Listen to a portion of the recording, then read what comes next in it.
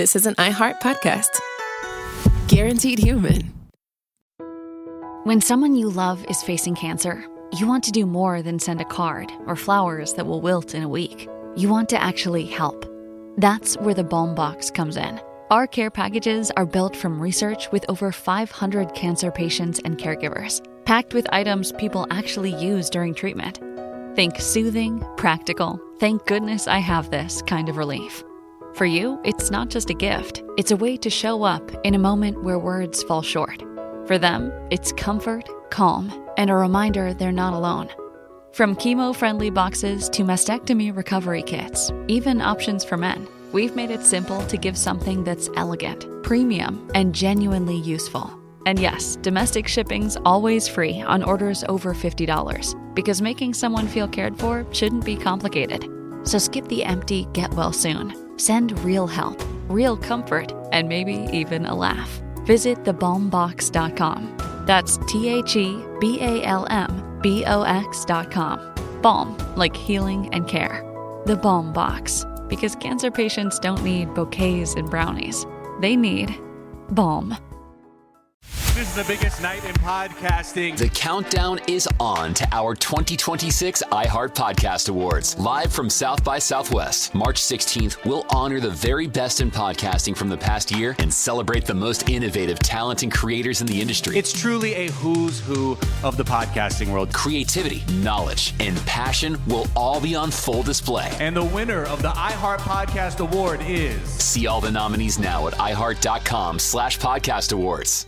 Audible is a proud sponsor of the Audible Audio Pioneer Award. Explore the best selection of audiobooks, podcasts, and originals all in one easy app. Audible. There's more to imagine when you listen. Sign up for a free trial at audible.com.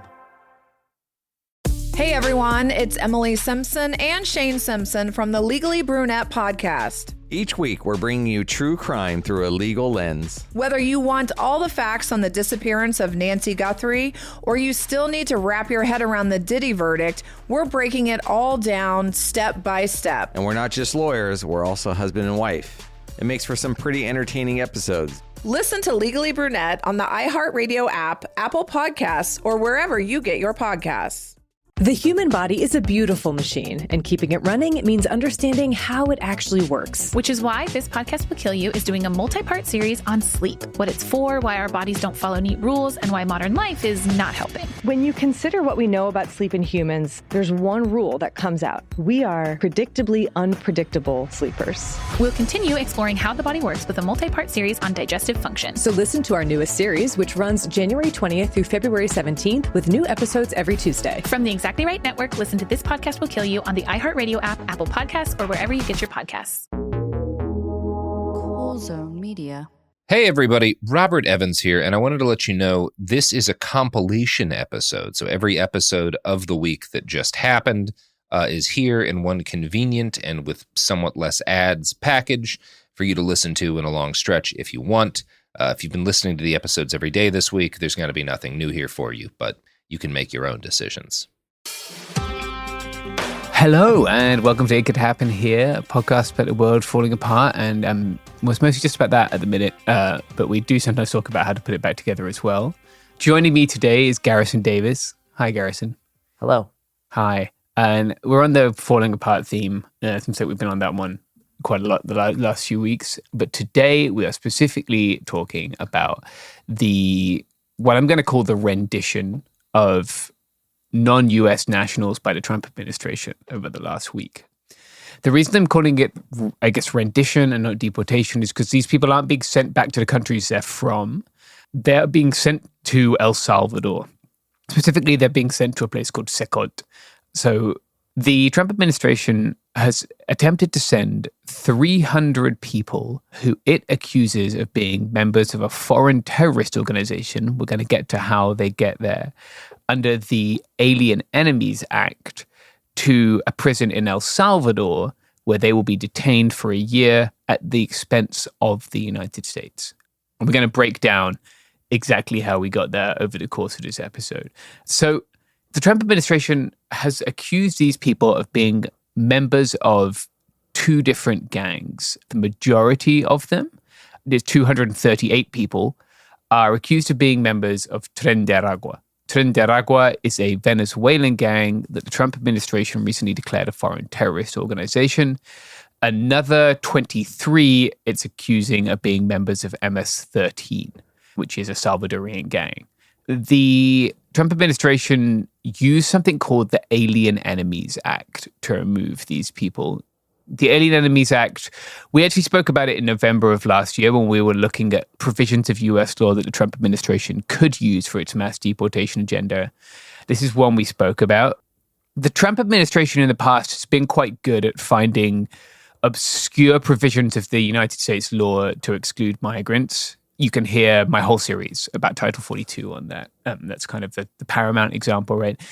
The Alien Enemies Act is a 226-year-old piece of legislation. The last time it was used was to inter Japanese people during the Second World War, right? So that's a pretty shameful part of United States history, and it's great that we're going back there. So who are the enemies in this case, right? It's generally, like, I should probably point out the Alien Enemies Act is intended for, like, the people you're at war with, right? So if the United States is at war with, let's say, Canada, and there are Canadian citizens in the United States or people who have dual citizenship with Canada, and those people are individuals within that group are suspected to be spies or suspected to be, like, serving the interests of Canada, not the United States, then they could be excluded or detained under the Alien Enemies Act or sent out of the country, as is the case here. And as we saw in this instance, there is very little recourse to appeal, right? This isn't like a deportation hearing or an asylum hearing where you have a lawyer representing you, where you have even a hearing, right? These people were rounded up and booted out of the country in very short order.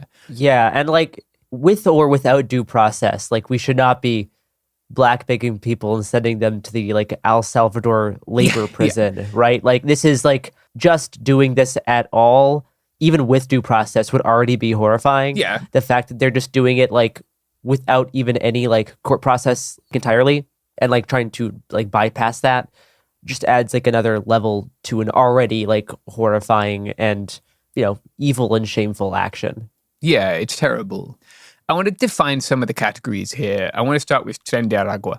Spanish understanders will notice the word tren, meaning train. That's because they came out of construction unions who were building trains as part of a Venezuelan infrastructure project in Aragua, which is a part of Venezuela. There are other Venezuelan gangs. Tren del Llano is the other one that springs to mind, which also come from the same place and thus have similar names, but just people should understand that they're different organizations. They also have a strong presence in Venezuelan prisons. They have in the past been accused of doing violence on behalf of the Venezuelan state, but in 2024, Maduro blamed them for the protests after his election. People remember that election was widely seen as fraudulent, and I covered that in my series on the Darien Gap, if people want to learn more about Venezuelan politics or migration to the United States. In 2024, Biden named Tren de Aragua a transnational criminal organization, and then Trump named them a foreign terrorist organization. He labeled several cartels as FTOs as well. At the time, there's a lot of speculation about why. Was it to allow for, like, drone strikes or covert operations? I think we're now seeing that this was part of this larger ploy of deportation. Yeah, because, like, quote-unquote terrorists have even less quote-unquote rights than quote-unquote criminals. Yes. Right? Like, it's like yeah. in the triangle of, like, which deplorable class has the least amount of rights. Terrorists are always, like, the ones with the least. Yeah, and we've been doing that for 20-odd years now with Guantanamo Bay and renditions to Egypt and Syria and other places. In this case, people are being sent to Secot, which is this prison in El Salvador. It's sometimes Can you spell that? Yeah, CECOT. Centro... Secot. Yeah, Secot. Yes. Secot. It stands for Terrorism Confinement, Terrorism Detention Center. It is largely referred to as a super prison, right? It was built in El Salvador by Bukele as part of his like Iron Fist would be the way you translate it. It's Iron Fist policy against gangs and against crime. And it has been widely condemned for human rights abuses. People are crammed into cells with more than 100 people, but there are fewer bunks than there are prisoners, right? So they can't even all lie down at the same time. The bunks don't have bedding. They're just flat like metal sheets. They're 4 high, so you have to climb over other people to sleep. For more than 100 prisoners, there are 2 open toilets. That's the only access to a bathroom that you have. They might be allowed out for half an hour each day. They're not allowed to communicate with their families or the outside world. They're forced to shave their heads, and they all wear white. The lights are left on all day. As I said, they're provided with no bedding, no contact with the outside world, very little access to anything other than standing in that cell. There's 2 Bibles in each cell. It's the only sort of entertainment they're allowed. It just sounds like a torture camp. Like, yeah, this is completely inhumane, right? It's horrific. And for a couple of years now, Bukele has been doing like these media tours of Sekot, like using it to generate content. It's very much designed to generate this image of like, this is what will happen, quote unquote, what will happen to you if you're quote unquote in a gang. It's sort of been used to promote his image as someone who's taking an iron fist to gangs. And as we saw when these people were sent to El Salvador, this tendency to use, I don't know what you would call it, incarceration as a way of making content was very much the case here, right? Yeah. I'm going to break for ads. When we come back, we will be consuming content that is people being stripped of their human rights.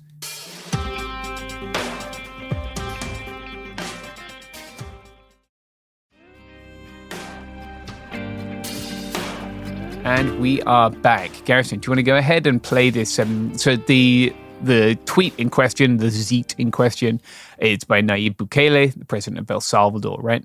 Should I read it out?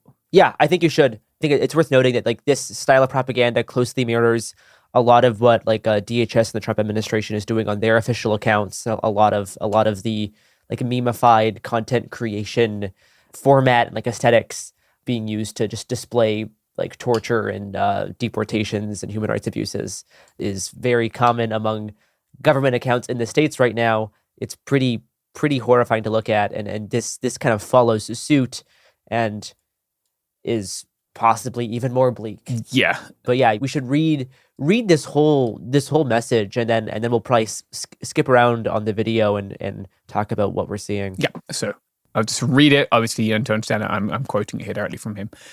Today, the first 238 members of the Venezuelan criminal organization Tren de Aragua arrived in our country. They were immediately transferred to Sekot, the terrorism confinement center, for a period of 1 year, (renewable). The United States will pay a very low fee for them, but a high one for us. Over time, these actions, combined with the production already being generated by more than 40,000 inmates engaged in various workshops and labor under the Zero Idleness program, will help make our prison system self-sustainable. As of today, it costs $200 million per year. On this occasion, the US has sent us 23 MS-13 members wanted by Salvadorian justice, including 2 ringleaders. One of them is a member of the criminal organization's highest structure. This will help us finalize intelligence gathering and go after the last remnants of MS-13, including its former and new members, money, weapons, drugs, hideouts, collaborators, and sponsors. As always, we continue advancing in the fight against organized crime. But this time, we are also helping our allies, making our prison system self-sustainable and obtaining vital intelligence to make our country an even safer place, all in a single action. May God bless El Salvador, and may God bless the United States. I should probably just add that the US sent $3 million to pay for these, $6 million, to pay for the 300 prisoners it intended to send. The Zero Idleness program is like one of the most sinister things I've like read recently. Yeah, I mean, you could pull it out of a George Orwell or like a Aldous Huxley or something, right? And it wouldn't sound out of place. I mean, it's even like, you know, it's almost cliche now to point to like German work camps, but like, come on. Yeah, I mean, come on. Yeah, we're doing it again. So yeah, we'll probably play a clip of the music, and then I'm going to skip around on the video. We can just talk about what we're seeing here. Mm-hmm.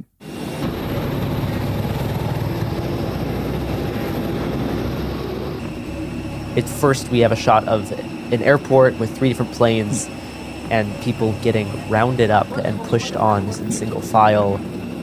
It has like this like action movie type music, lines of soldiers. So as the people getting loaded on the plane, they're getting like forced down. There's like people with like guns, police, military, like manhandling people, pushing their heads down. physically removing clothing. They're showing their tattoos there, right? That's when they're pulling up his shirt. Yeah.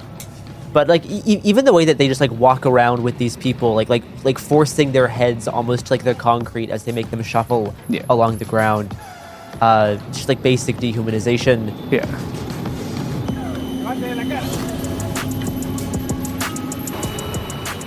It shows them getting transported onto buses. Yeah. So this said they're arriving at Secot now. Sort of bright white, very sterile facility. Now they're being forced onto their knees, and shaved.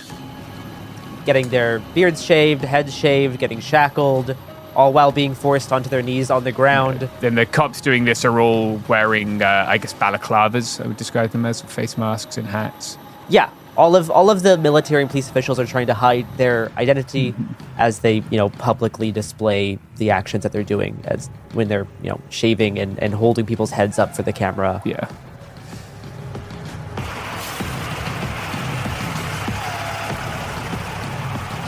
So it's a lot of that kind of stuff. You see them like pushing people all in matching white clothes. In single file into cells. Yeah, and this is the cell, so we spoke about before. We'll include this link in the sources. It's basically just 3 minutes of torture porn. Like that's what they're doing. Like it's pretty bleak, honestly. Like I don't know what else to say about it besides like it's just like channeling pure evil. There's nothing else to say. Yeah, there's I don't know how anyone can watch that and think good. So we should talk about how they're identifying these people, and we should talk about the process by which they were sent there. ICE policy says a person can be deemed a gang member if they officer notes to, quote, gang membership identification criteria. One of the criteria that they seem to be using in this instance is their tattoos. So there are some gangs that have a process of tattooing to enter the gang, right? MS-13, Mara Salvatrucha, is what the MS stands for, being one of them. These like Mara Central American gangs have tended to use that in the past. This isn't really something that happens with Tren de Aragua, as far as I'm aware of. Some people, they've pointed to tattoos of trains. In a document that Gare found from the Texas Department of Public Safety, they're pointing to stars as evidence that people were part of Tren de Aragua. As far as I'm aware, Tren de Aragua does not have a policy of tattooing people, specifically because this is a thing that has been used by law enforcement to identify members, right? Like it would be silly to keep doing that once it's become so clear that the state uses that. So the one sort of case that I've seen legal documents on of these people, the one name we have, one of these people who's been sent, is a man named José Reyes Barrios. He was a footballer, professional footballer in Venezuela, who protested against the Maduro regime, was tortured and detained as a result. I've spoken to probably, I would imagine, thousands of Venezuelan migrants, right? Again, I would like you to listen to my series on the Darien Gap. If you haven't, I put a lot into it.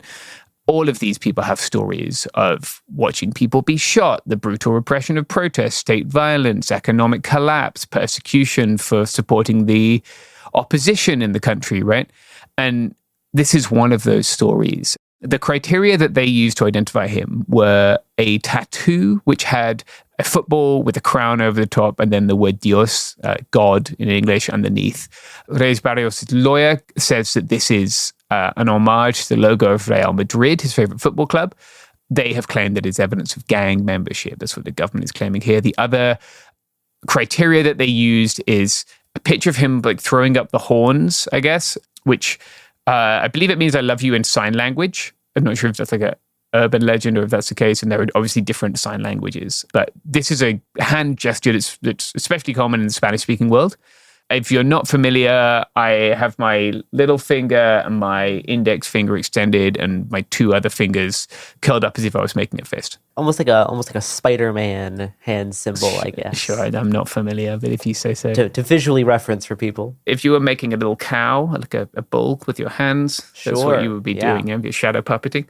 It's very common. Yes, it's a very typical hand symbol. It's a thing that people do when they're taking photos. Like I've even seen it. Like when if I'm working with a photographer and they're just snapping photos of large groups of people just do it. Just like people do the peace sign. It's a thing to do with your hands.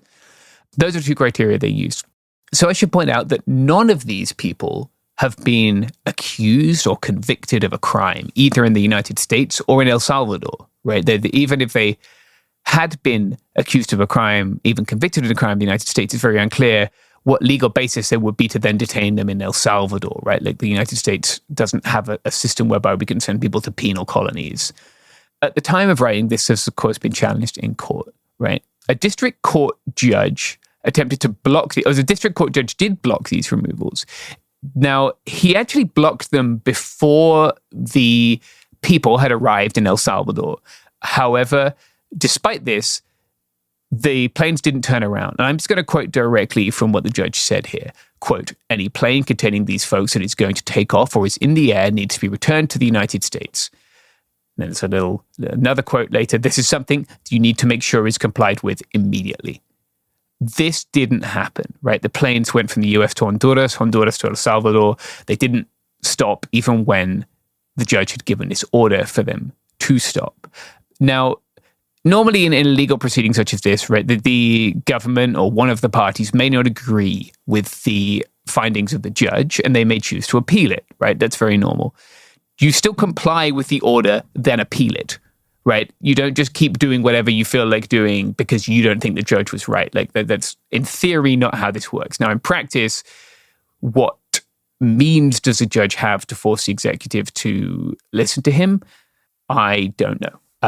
We're not seeing any of them on display at the minute. The government has cited various reasons for ignoring the ruling.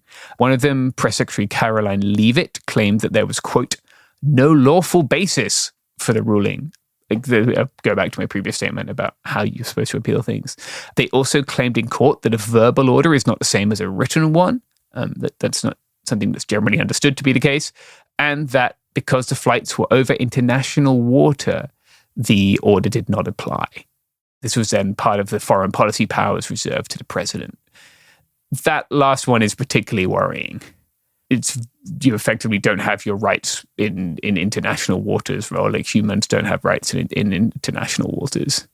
Yeah, it's just allowing the U.S. government, or the U.S. government trying to say that it's allowed to do whatever it wants if the actions being taken are not like immediately on U.S. soil or other foreign soil. Yeah. So we're going to take another break, and when we come back, we will talk about their response to this judge's ruling.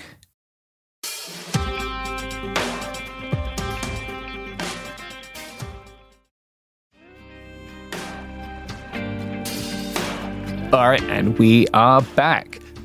So Trump's response to this Judge Boasberg's ruling was, I'm just going to read, this is a Truth Social post, aka a truth. Quote, this radical left lunatic of a judge, a troublemaker and agitator who was sadly appointed by Barack Hussein Obama, was not elected president, M-. I'm not going to say when it's capitalized, just understand that it's sporadically capitalized in the fashion that Trump likes to do. He didn't win the popular vote, parentheses, by a lot, exclamation mark, comma. He didn't win all 7 swing states. He didn't win 2,750 to 525 counties. He didn't win anything. I won for many reasons in an overwhelming mandate, but fighting illegal immigration may have been the number one reason for this historic victory. I'm just doing what the voters wanted me to do. This judge, like many of the crooked judges I'm forced to appear before, should be impeached. We don't want vicious, violent, and demented criminals, many of them deranged murderers in our country. Make America great again. Tom Homan, the border czar, also told Fox News, quote, I don't care what the judges think. We made a promise to the American people. The President Trump has made a promise to American people. We're going to make this country safe again. I wake up every morning loving my job because I work for the greatest president in the history of my life, and we're going to make this country safe again. I'm proud to be a part of this administration. We're not stopping. I don't care what the judges think. I don't care what the left thinks. We're coming. Yeah. I just love seeing you going through these protesters just crunching on the apple as their liberal tears just flood the hallway. Tom Homan, thanks so much for joining the program. You got it. Thank you. This is open defiance of the courts, right? Like, I don't really know. It's what we've been talking about the past month on executive disorder, how we are just continually like ramping up this clash between the executive branch and the judicial branch. The congressional branch has already basically given up all of their power. And yeah, this is like an actual constitutional crisis. Yeah. Very few people are taking this as seriously as what it should be. And even the courts seem a little bit tepid to like actually enforce their own power or like try to. Yeah. I mean, Boasberg mentioned contempt once from what I can find on Pacer, but like, obviously these judges, I think, are somewhat concerned that if they find the government in contempt of court, then what happens? Because if you if you play your trump card and no one cares, then you have no cards left to play. It's kind of odd how the judges themselves are seemingly afraid of like pushing this constitutional crisis into like explicit territory, right? To be like, what if we do the thing that then makes it clear to everyone else, like, what's happening? Oh, we have no power. Like we actually have like it is just authoritarianism via the executive branch. Yeah. It's almost like they're trying to like backpedal from this like very obvious accelerationist push of like, no, we need to actually test this out. Yeah, because we need to know where we're at. Like, and they're scared too, because they're scared. What if that testing causes like the Trump side to win? Yeah.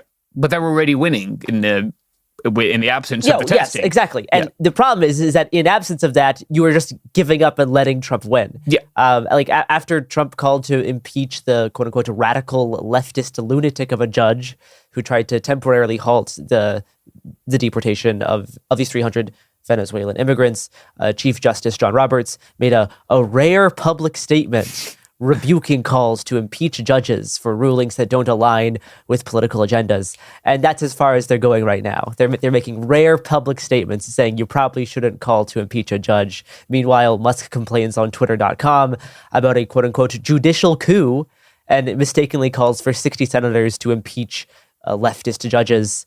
Now, of course, the Senate does not do impeachments. The House does, and the Senate requires 67 votes to convict and remove someone from office once impeached. So, we got you. We got you, Elon. Yeah. You made a mistake. Community we win. Notes. Co-feffing. It's where we're at right now with this case. We're recording this on Thursday. Boasberg gave them a 24-hour extension to provide details about the flights. The government has suggested that it might claim that these are state secrets, despite the fact that it has widely publicized these flights, including in the video that we discussed. Yeah, they're turning these into fucking like TikTok, Instagram reel hype videos. They're not state secrets. Yeah, it's propaganda. You're publicly displaying these to show that these people are not human. Yeah. Like you're trying to scare everyone into saying, we decide if you are a person or not. And if you're not a person, this is what we can do to you. We can do whatever we want to you, yeah. It should be noted as well, there is actually a process in US law through the Alien Terrorist Removal Court for the expedited removal of terrorist suspects without revealing classified information publicly. In fact, Boasberg was chief judge on that court for 5 years. Jesus Christ. But we are not using that process, right? We're using the Alien Enemies Act instead. So, yeah, this is in new exciting territory. On Monday, so that's the day that you're hearing this, a panel of judges from the district court in D.C. will hear an appeal by the United States government against Boasberg's tentative restraining order, the one that it didn't obey anyway.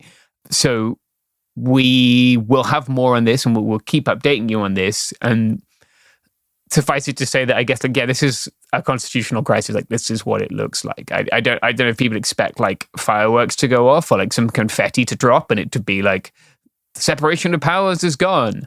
But if the government can ignore the courts, and that is what is happening. So I guess we will see. In the meantime, these people, many of whom, one of them was a musician, one of them was a football player, right? Like, I've interviewed hundreds, if not thousands, of Venezuelan migrants. And most of them, it will shock you to hear, are just people who don't want to live with the boot of the state on their neck, people who want to make a decent living for their families. For what it's worth, none of the Venezuelan migrants I met in the Darien Gap are in the United States or have come to the United States, to my knowledge, just for people who are like wondering how those stories kind of resolve. They resolve with people currently stuck in Mexico in pretty terrible conditions, either working for very little or unable to work at all, and trying to work out what to do. It's pretty bleak for them. It's pretty bleak for us too, if this is the direction that things are going. I don't know if I have much more to say. No, I don't know what else there is to say about them just bypassing the courts to do a complete authoritarian overgrab so that they can send hundreds of people to essentially a labor camp black site in a different country for an unknown period of time without any legal process. And to be clear, not all of these people even entered the United States between ports of entry, which has been charged as a misdemeanor, but generally isn't charged. Some of them came with CBP-1, the fucking app, the thing you're supposed to do. These are not proven criminals. These are just people, some of whom who immigrated legally and have been detained by ICE and are now shipped off to a torture labor prison in a different country where they're going to stay for at least a year, in parenthesis, renewable, so indefinitely. Yeah. They can be forced to labor for the rest of their lives, a thing that has happened before in human history. No, if you're history understanders should look at what's happening and be like, oh, we're doing that again, huh? And the only way that this ends is with people getting angry enough to start doing something about it. And I feel like we're so everyone's become so complacent that it's even hard to get people to care or hear about this sort of thing from happening. Yeah, and you don't have to be I want to phrase this in radical terms. You don't have to be anywhere on the left to understand that this is an assault on basic human rights. It's an assault on the foundational principles of the United States government, and everyone should be concerned about this. It shouldn't be a left-right issue. This should be a right-wrong issue. And so hopefully you can all have some talks with your family this week. I don't know. I think it's really important to push back on the idea that these people have done any crimes, because they have not. That they have been convicted or found using any reasonable degree of evidence to be members of gangs like Tren de Aragua. And even if they have been convicted, they should not be sent to the El Salvador torture labor camp. But the fact that they're not even convicted, these are just random, in some cases, random Venezuelan men who have been rounded up. For the crime of having tattoos, for the most part. Fucking horrifying. It is petrifying. Yeah. It's happening. It is happening here. Every day we're getting closer to the cool zone as more and more people start taking this situation seriously. Yeah. Take it seriously. Advocate for these people. Best of luck. And if you want to email us, you can do at coolzonetips@proton.me. That's an encrypted email address, but it's only encrypted end-to-end. If you also send from an encrypted email address, do your due diligence and send us tips if you have tips, ideas if you have ideas. And we will be back tomorrow with more things that are happening here.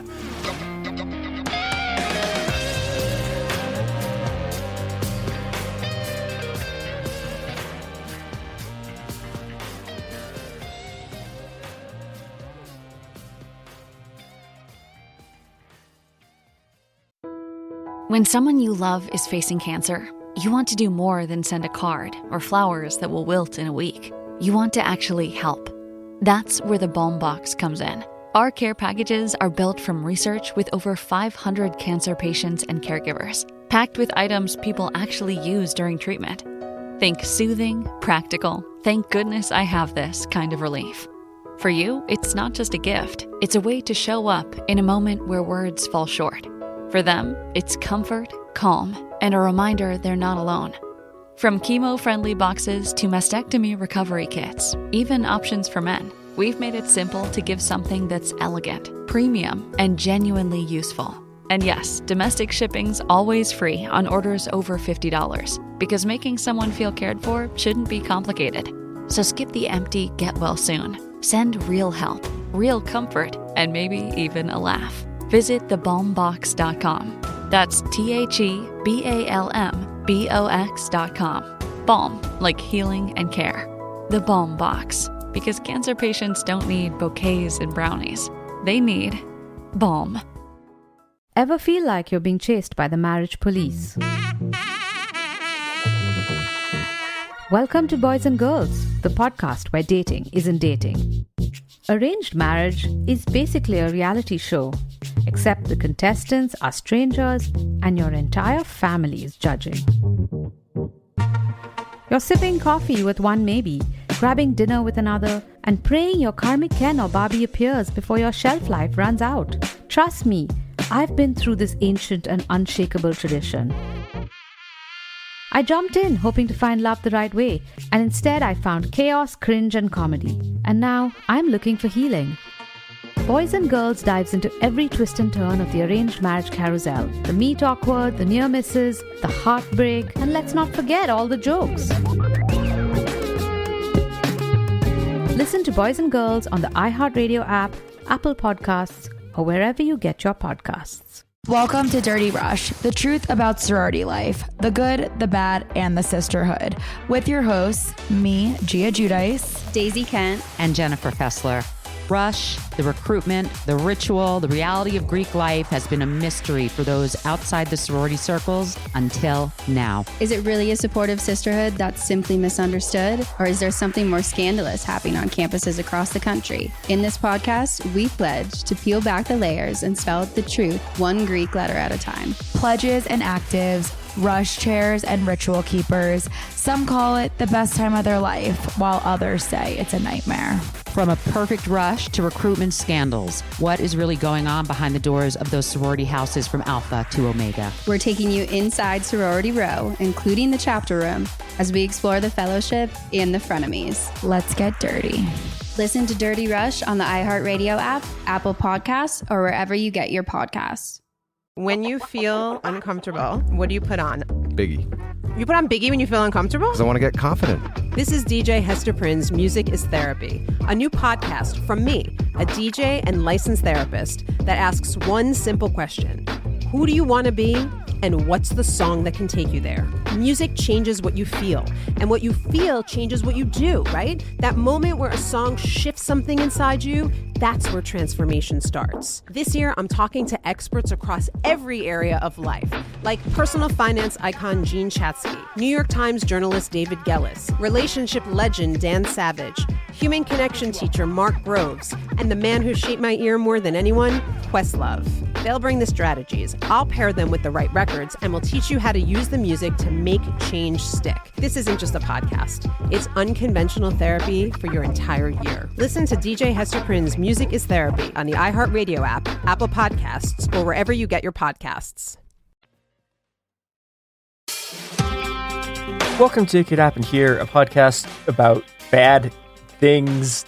Usually, I don't know, this is mostly a bad things episode. I am your host, Mia Wong, and one of the kind of things we've emphasized on the show a lot is that a lot of the structure of the kind of open fascism that we're seeing now is stuff that was put in place under liberal administrations, and it's practices that are carried out by Democrats. And one of the biggest ones of those, and this is something that I think you can trace the violence here and you can trace the politics that it inspired directly to how we got to Trump being in power, is the just continuous crisis in the U.S. of governments doing sweeps of encampments of unhoused people. And to talk about really one of the most horrifying things that happens regularly in a country of just unhinged and hideous horror is Emma, who does advocacy work for unhoused and disabled people in Alameda County, and Satya, who does support during sweeps in Oakland when, this fucking unhinged shit happens. So both of you two, welcome to the show. Hi. Thanks for having us. Yeah, thank you. Appreciate the chance to talk with you. Yeah. I always want to say that I'm excited, and it is true. However, I wish I ran a podcast that was about good things, so that when I could talk to people, it wasn't me being I'm excited to talk about the worst thing that's happened. So I think a place to start on this is when we talk about what a sweep actually is on the physical level of what happens, because I think people really don't have a sense of that. Yeah. Yeah, I think Satya, maybe you want to take this one?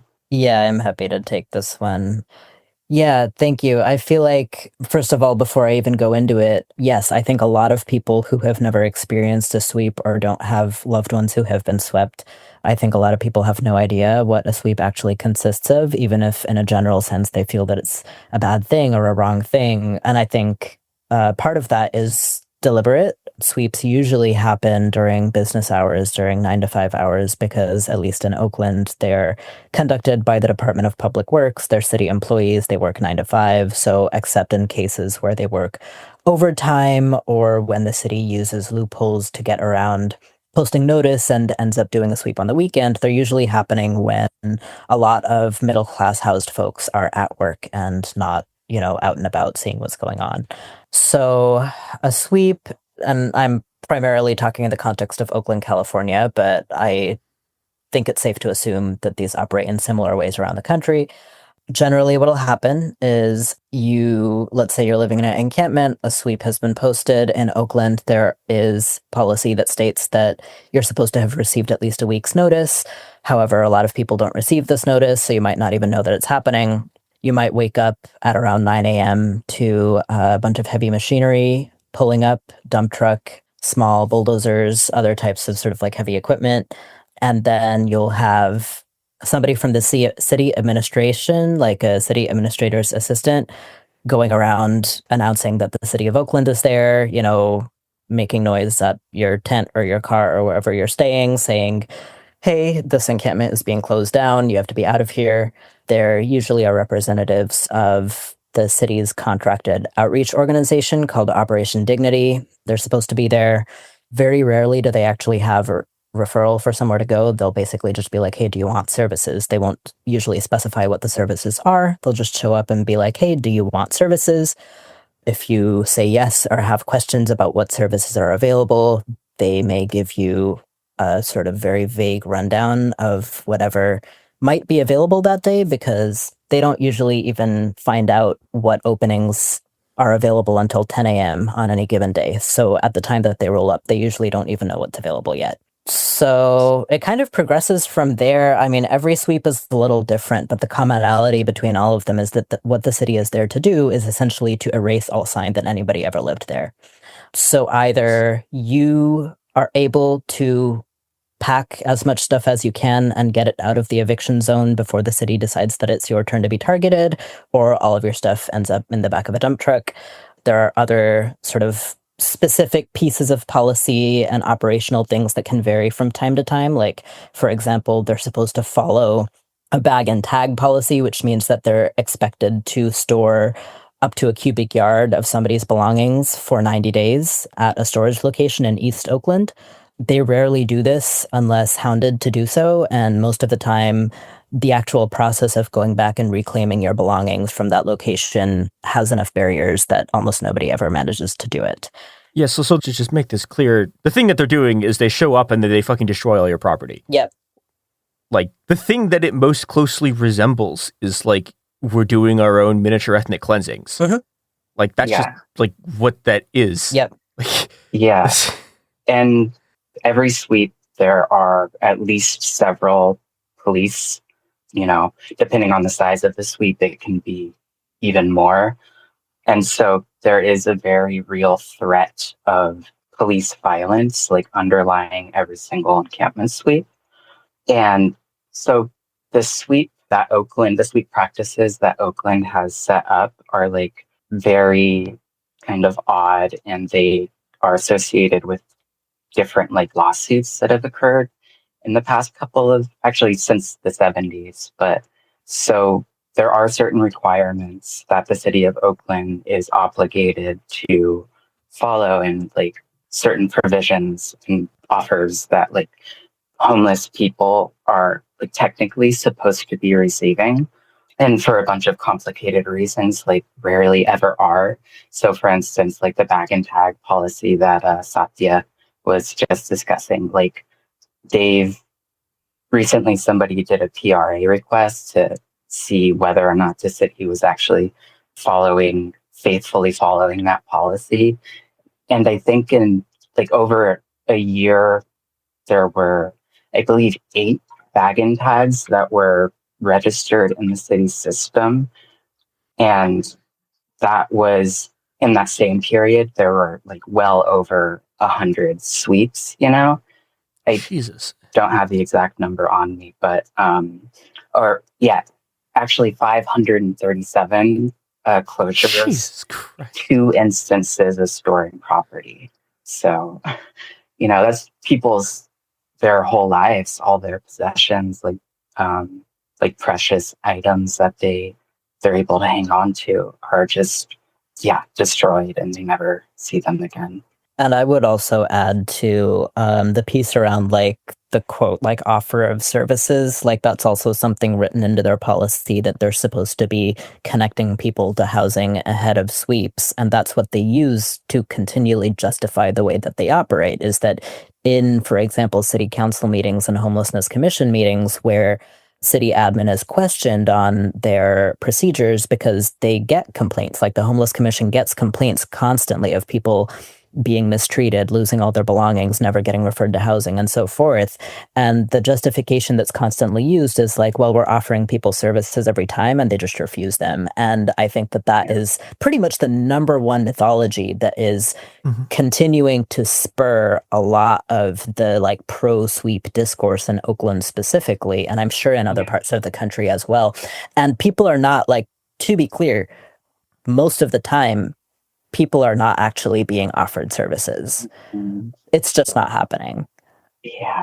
Yeah, this is a national discourse. You hear this all the time. I mean, I think a lot of it kind of is concentrated in the most unhinged like tech sectors in the Bay. But like you hear, like I'm pretty sure like Elon Musk has talked about like, oh, there's a homeless industrial complex, and like all of these people are just like, they want to live on the street, and like they're like turning down houses all the time, and it's just like it's so completely unmoored from reality. But what's funny is I've actually used the term homeless industrial complex myself. I didn't know that was There something is Musk one. said. That's hilarious. There is a homeless industrial complex. It's just that the people making It's money off of it cynically- are the people who are perpetrating the sweeps. The reason that they're not actually putting forth real solutions that will get people into safe shelter and housing is because they're the ones benefiting from the perpetuation of these economic conditions.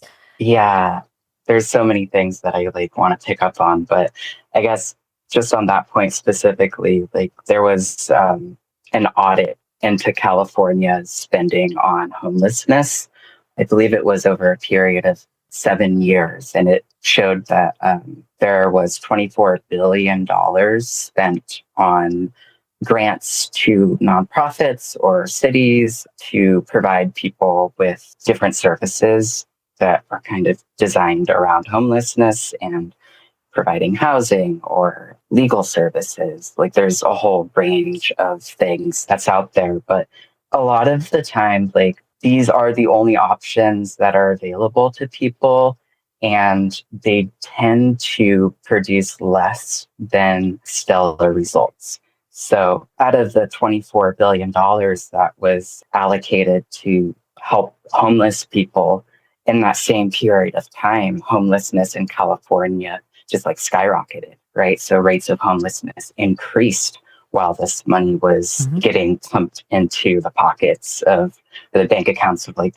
landlords and developers. It is an issue that people on every like side of the political compass, like they like to use this point to their own like ends, right? So Elon Musk talks about it, and like people on the left will talk about it.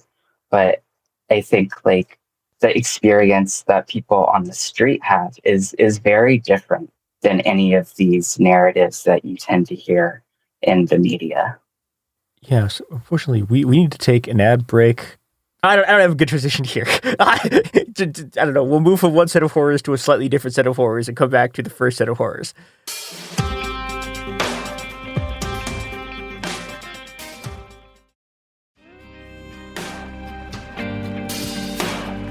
All of this money is being like dedicated to these programs, and homelessness is only rising.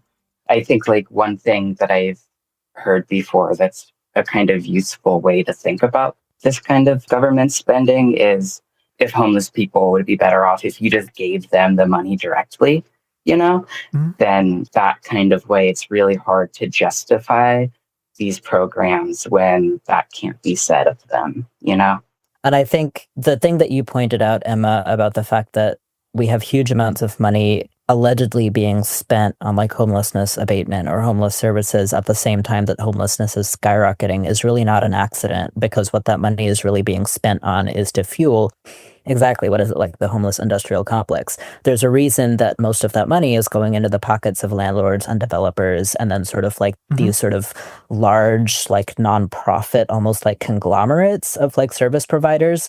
And it's because the primary point of homelessness services as it exists in this country is not to get homeless people into housing, it's to line the pockets of the people that are making the most money off of the real estate market anyway.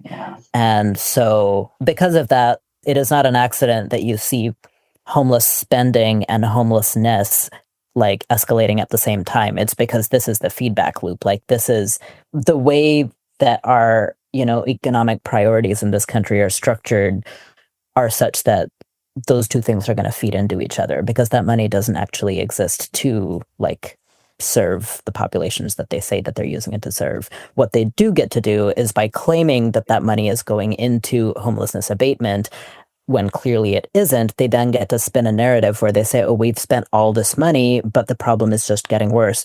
That must mean that it is the fault of unhoused people and that they're choosing this, because clearly the services must exist to get them off the street. In reality, that's not the case at all.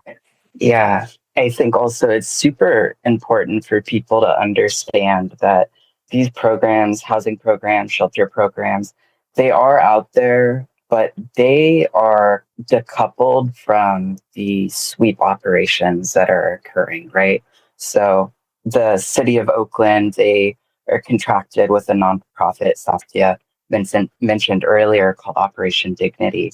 And they are required to check in with different like encampments that are scheduled to be closed at least a week before the sweep.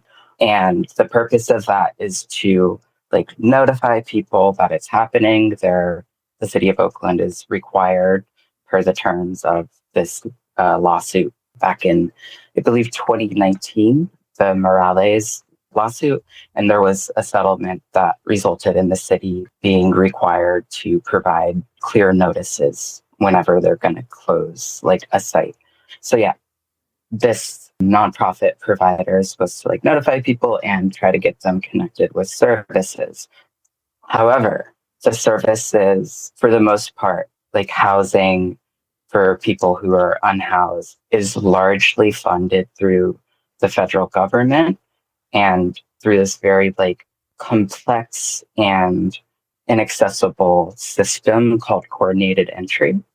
The coordinated entry system is not something that the city of Oakland or Operation Dignity, like that is not something that they're providing people with during the sweep. So when the city of Oakland, like for instance, in one of the Commission on Homelessness meetings, the city administrator, Harold Duffy, he presented actually in response to a question about somebody's wheelchair being destroyed by Public Works.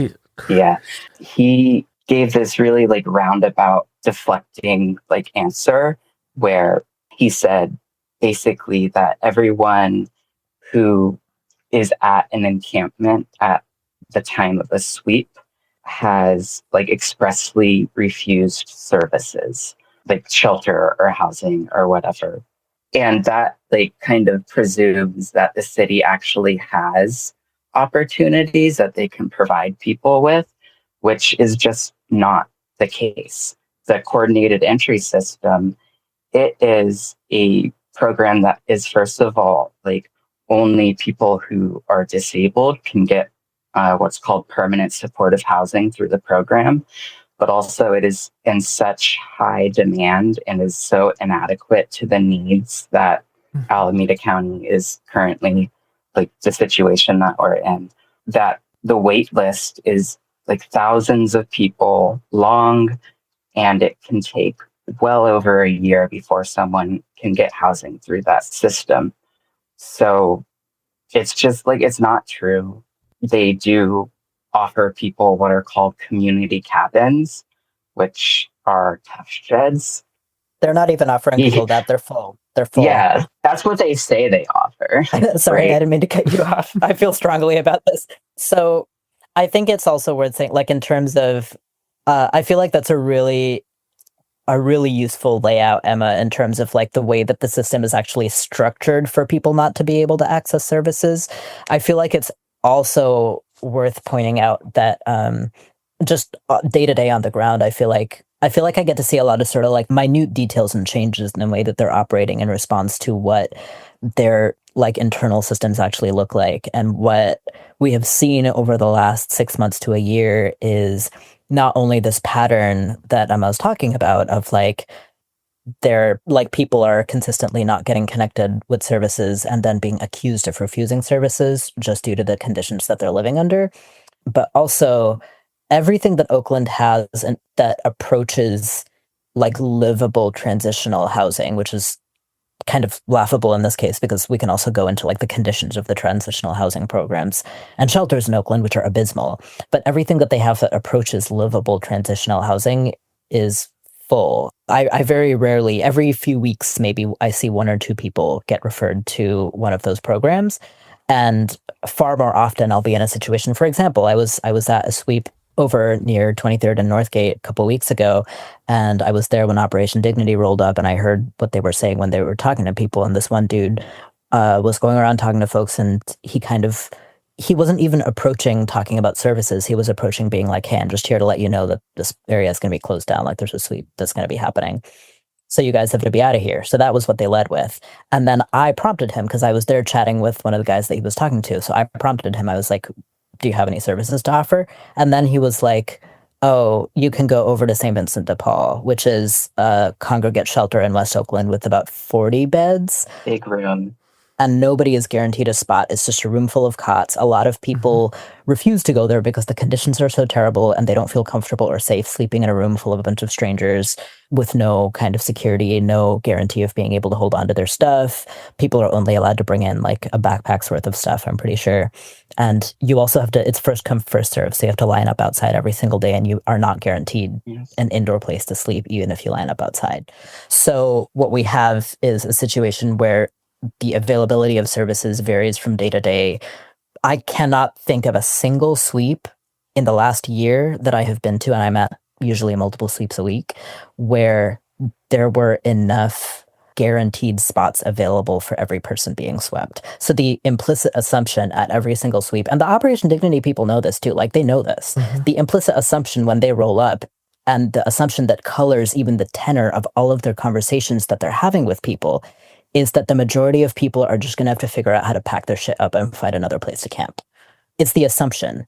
And it's gotten to the point where like OD employees will roll up and like I said, they won't even necessarily lead with an offer of services. They'll lead almost in the hopes that the majority of people already have a place to relocate. They'll ask, do you have a place to go? Before they offer services or ask if people are interested in services, they'll ask like, do you have another spot to move this stuff first? Because what they're hoping to do is eliminate as many people as possible from their list of people that they feel obligated to offer services to because they know they don't fucking have anything. Yeah, I think it's super important to just emphasize that point. The city is telling the media, they're telling like businesses, anyone that comes to them with problems related to like homelessness or concerns, they're telling them that everyone is being offered shelter and housing. And it's just not true. And that is reflective in the city's own publicly available data. So they actually publish like a list of all of the encampment suites that they do throughout the year. And in the Commission on Homelessness meetings, they'll like report back to the commission about like service enrollments that they've done through a certain period of time. And like from May to September, they had enrolled, I believe it was 60 people into services, like non-specified services. Jesus Christ. And during that period, there was approximately 80 sweeps.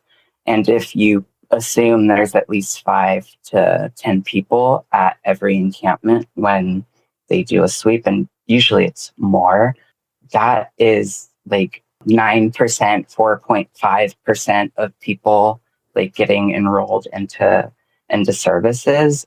And like of those, maybe a smaller fraction getting into shelter.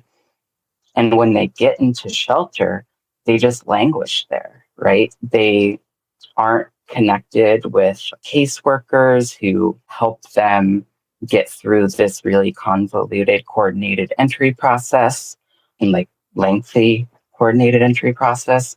And so within a few months, they're just right back on the street, you know? Mm-hmm. It's just ridiculous. And unfortunately, because homeless people have very little, like, I guess you could call it social capital, you know? The city can get away with a lot of this stuff.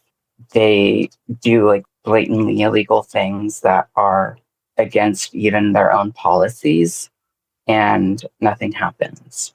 And I guess like maybe we should back up a little bit and discuss the city's policy. Just run the second ad break and then we will come back. More ads. I don't know. Buy them ?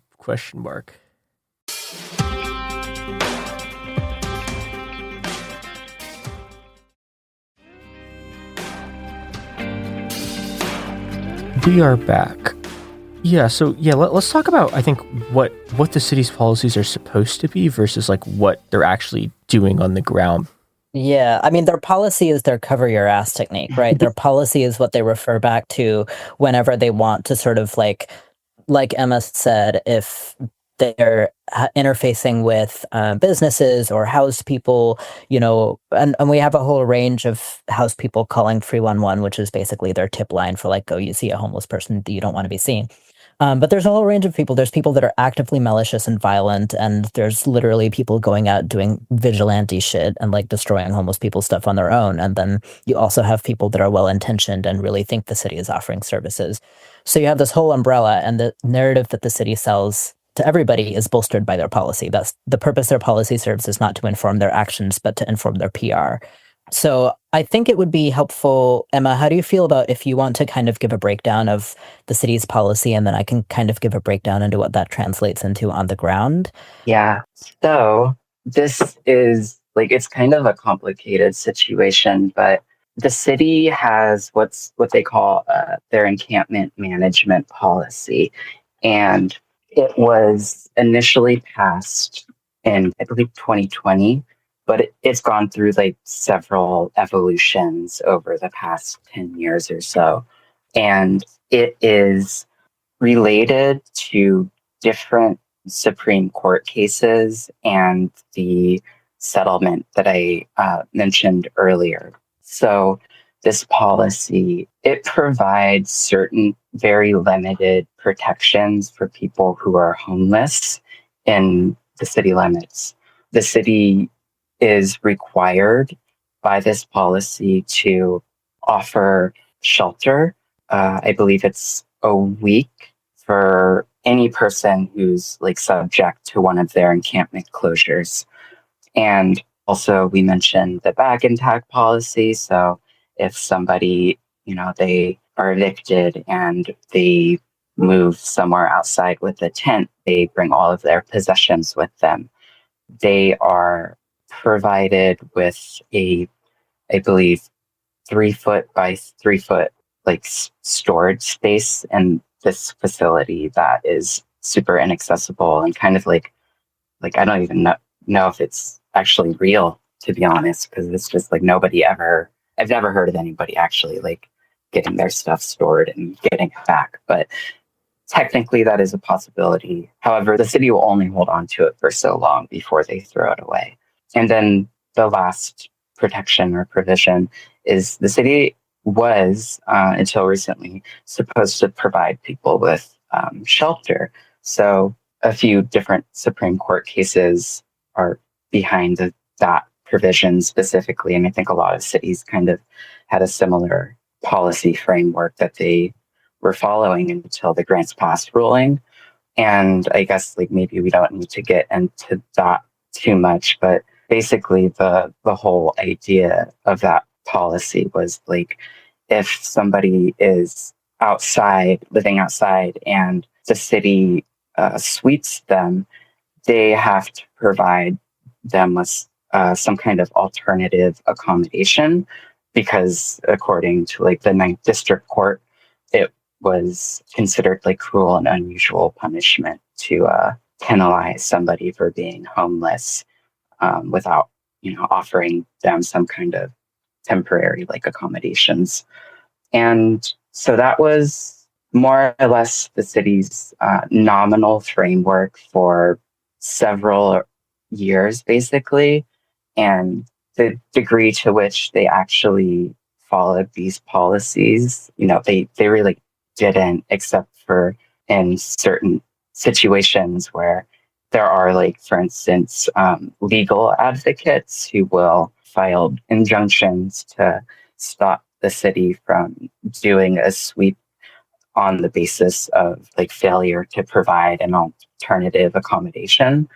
And typically those arise when there is a very large encampment clearing operation that is scheduled and a contentious issue. A lot of the time, for instance, there'll be people staying on city or like California state land, and the city will force them to move because of some development project that they're planning to do. And so in those situations, when the media has kind of narrowed their focus and begun like discussing some of this stuff in the local press, then like something like that became possible.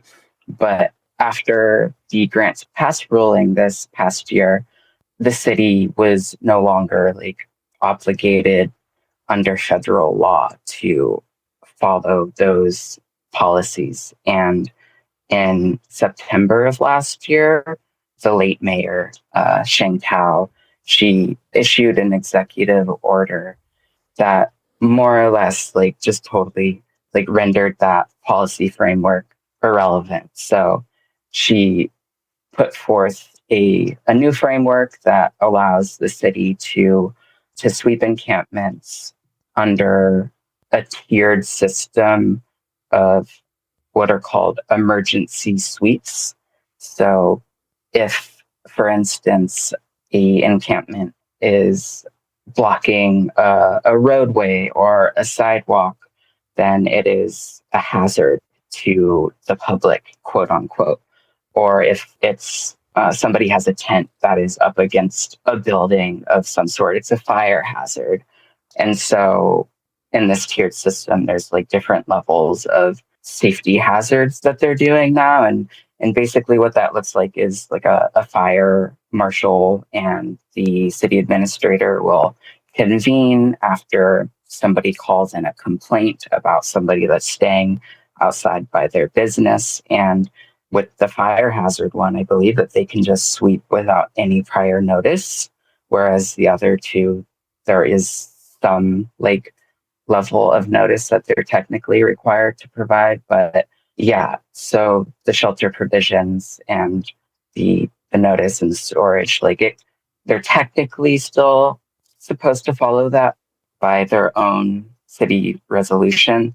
But there is this provision that like if, for instance, they issue somebody like a no or a 1 hour notice to leave because of like a fire hazard, and like advocates can't make it there because they don't really know.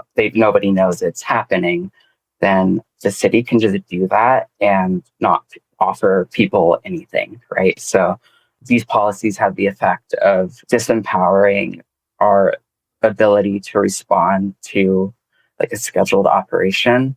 Then the city can really just like do whatever they want because nobody's watching what they're doing.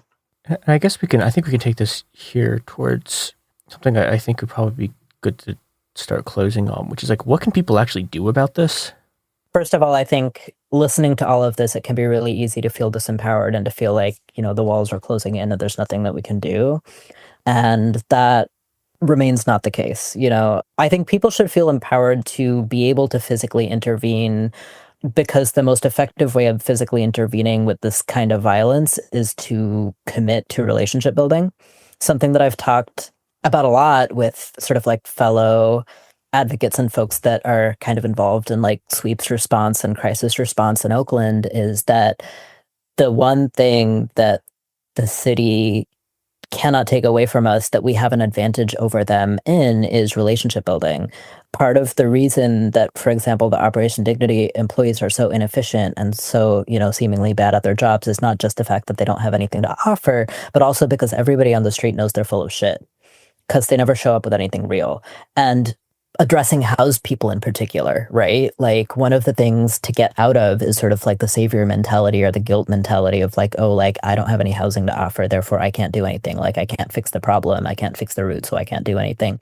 In reality, all you really need to do is to learn to set that mentality aside and show up and like start meeting folks where they're at, start meeting your neighbors where they're at, start building relationships. You need to know, like if you live in a particular neighborhood, think to yourself, I need to know that if any unhoused person within a mile radius of my home was disappeared, I would need to know. You know what I mean? Like I would want to know if that happened. So if you go out with that understanding that you're starting to build lifelong relationships with the folks that are living outside in your neighborhood, ideally a lot of other people in your neighborhood too, you know what I mean? But like what they're banking on is right now, while they're still trying to use a PR cover for what they're doing, what they're banking on is people not talking to each other, people not finding out about the abuses, people not finding out about the violations, people not being there, and people not having relationships that will remain strong even as they try to physically scatter people's communities.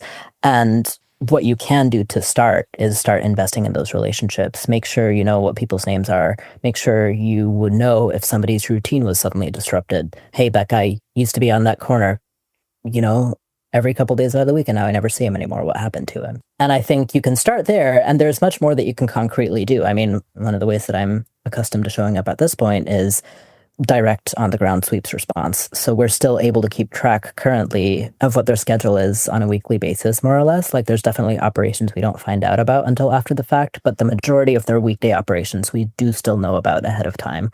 And so we'll show up, we'll make sure we get there before the city does. So like by 8 a.m. ideally, right? Like we show up, talk to people, be like, what do you need? Do you need physical help moving your belongings out of the eviction zone? Do you need to borrow somebody's phone so that you can call somebody who said they were going to come help you? Do you need help pushing or pulling your vehicle?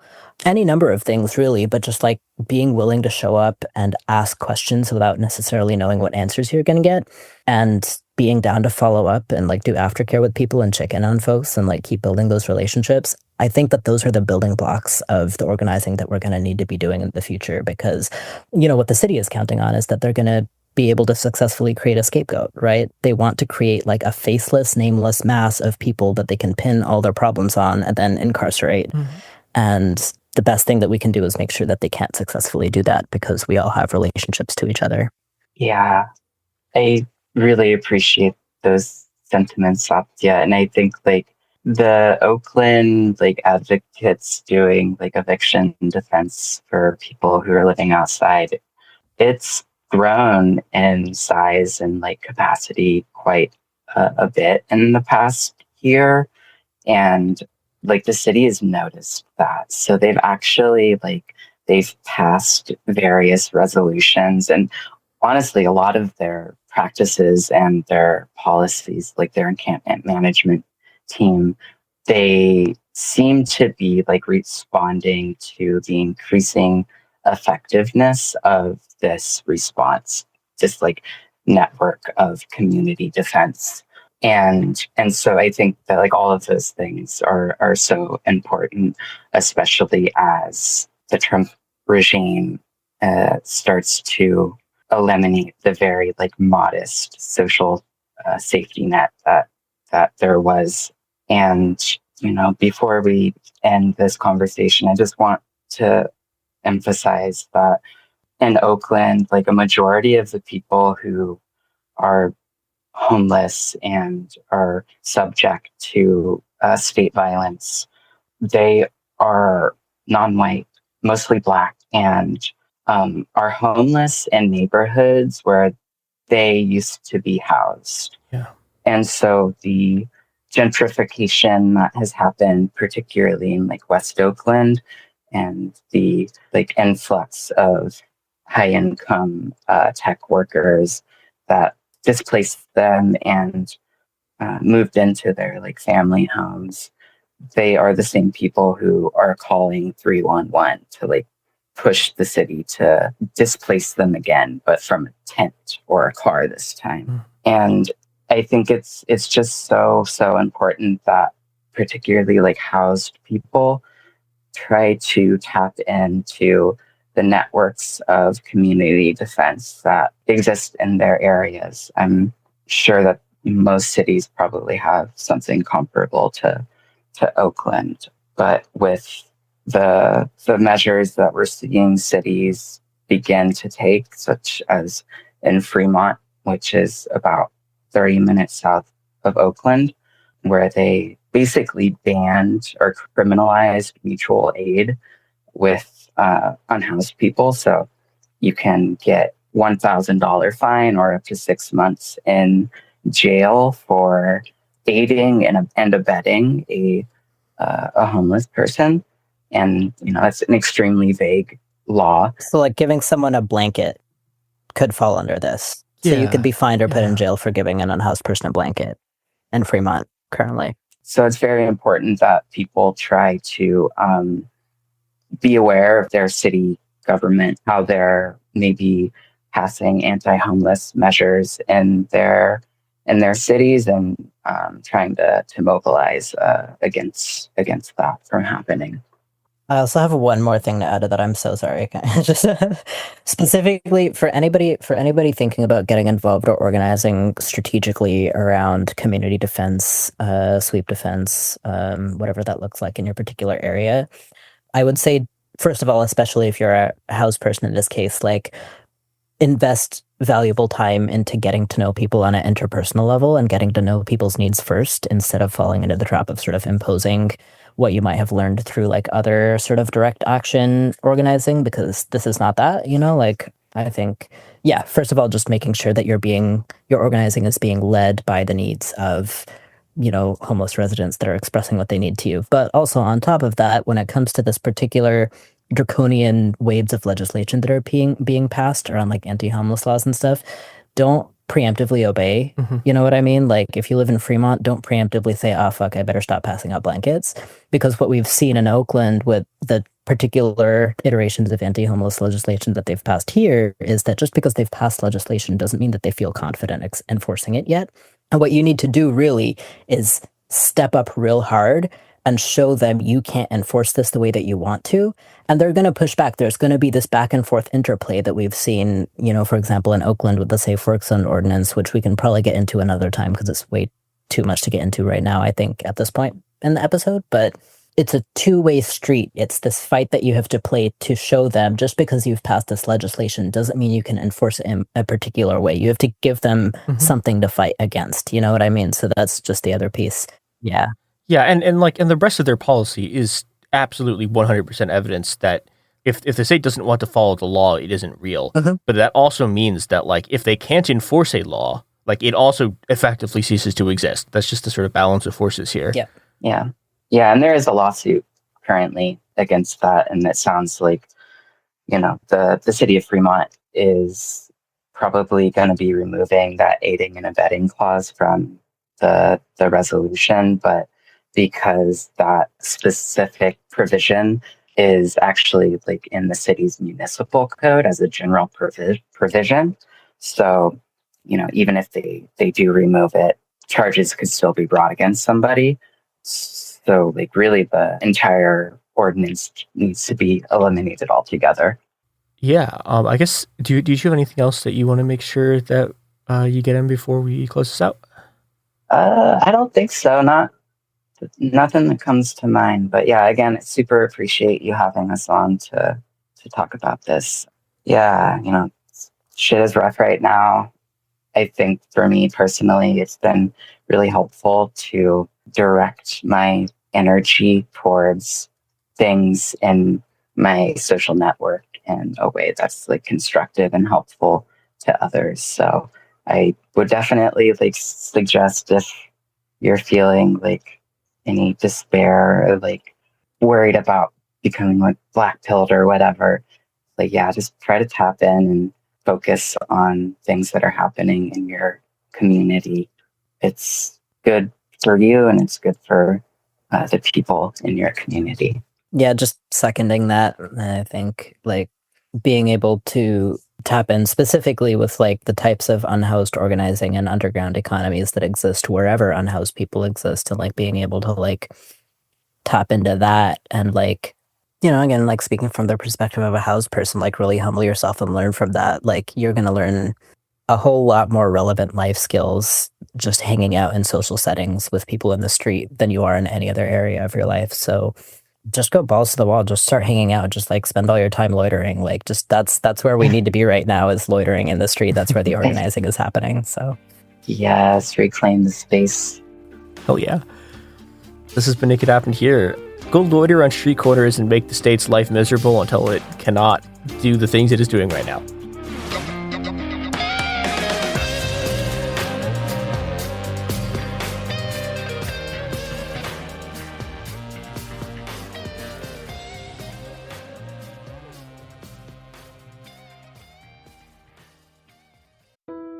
When someone you love is facing cancer, you want to do more than send a card or flowers that will wilt in a week. You want to actually help. That's where the Balm Box comes in. Our care packages are built from research with over 500 cancer patients and caregivers, packed with items people actually use during treatment. Think soothing, practical, thank goodness I have this kind of relief. For you, it's not just a gift. It's a way to show up in a moment where words fall short. For them, it's comfort, calm, and a reminder they're not alone. From chemo-friendly boxes to mastectomy recovery kits, even options for men, we've made it simple to give something that's elegant, premium, and genuinely useful.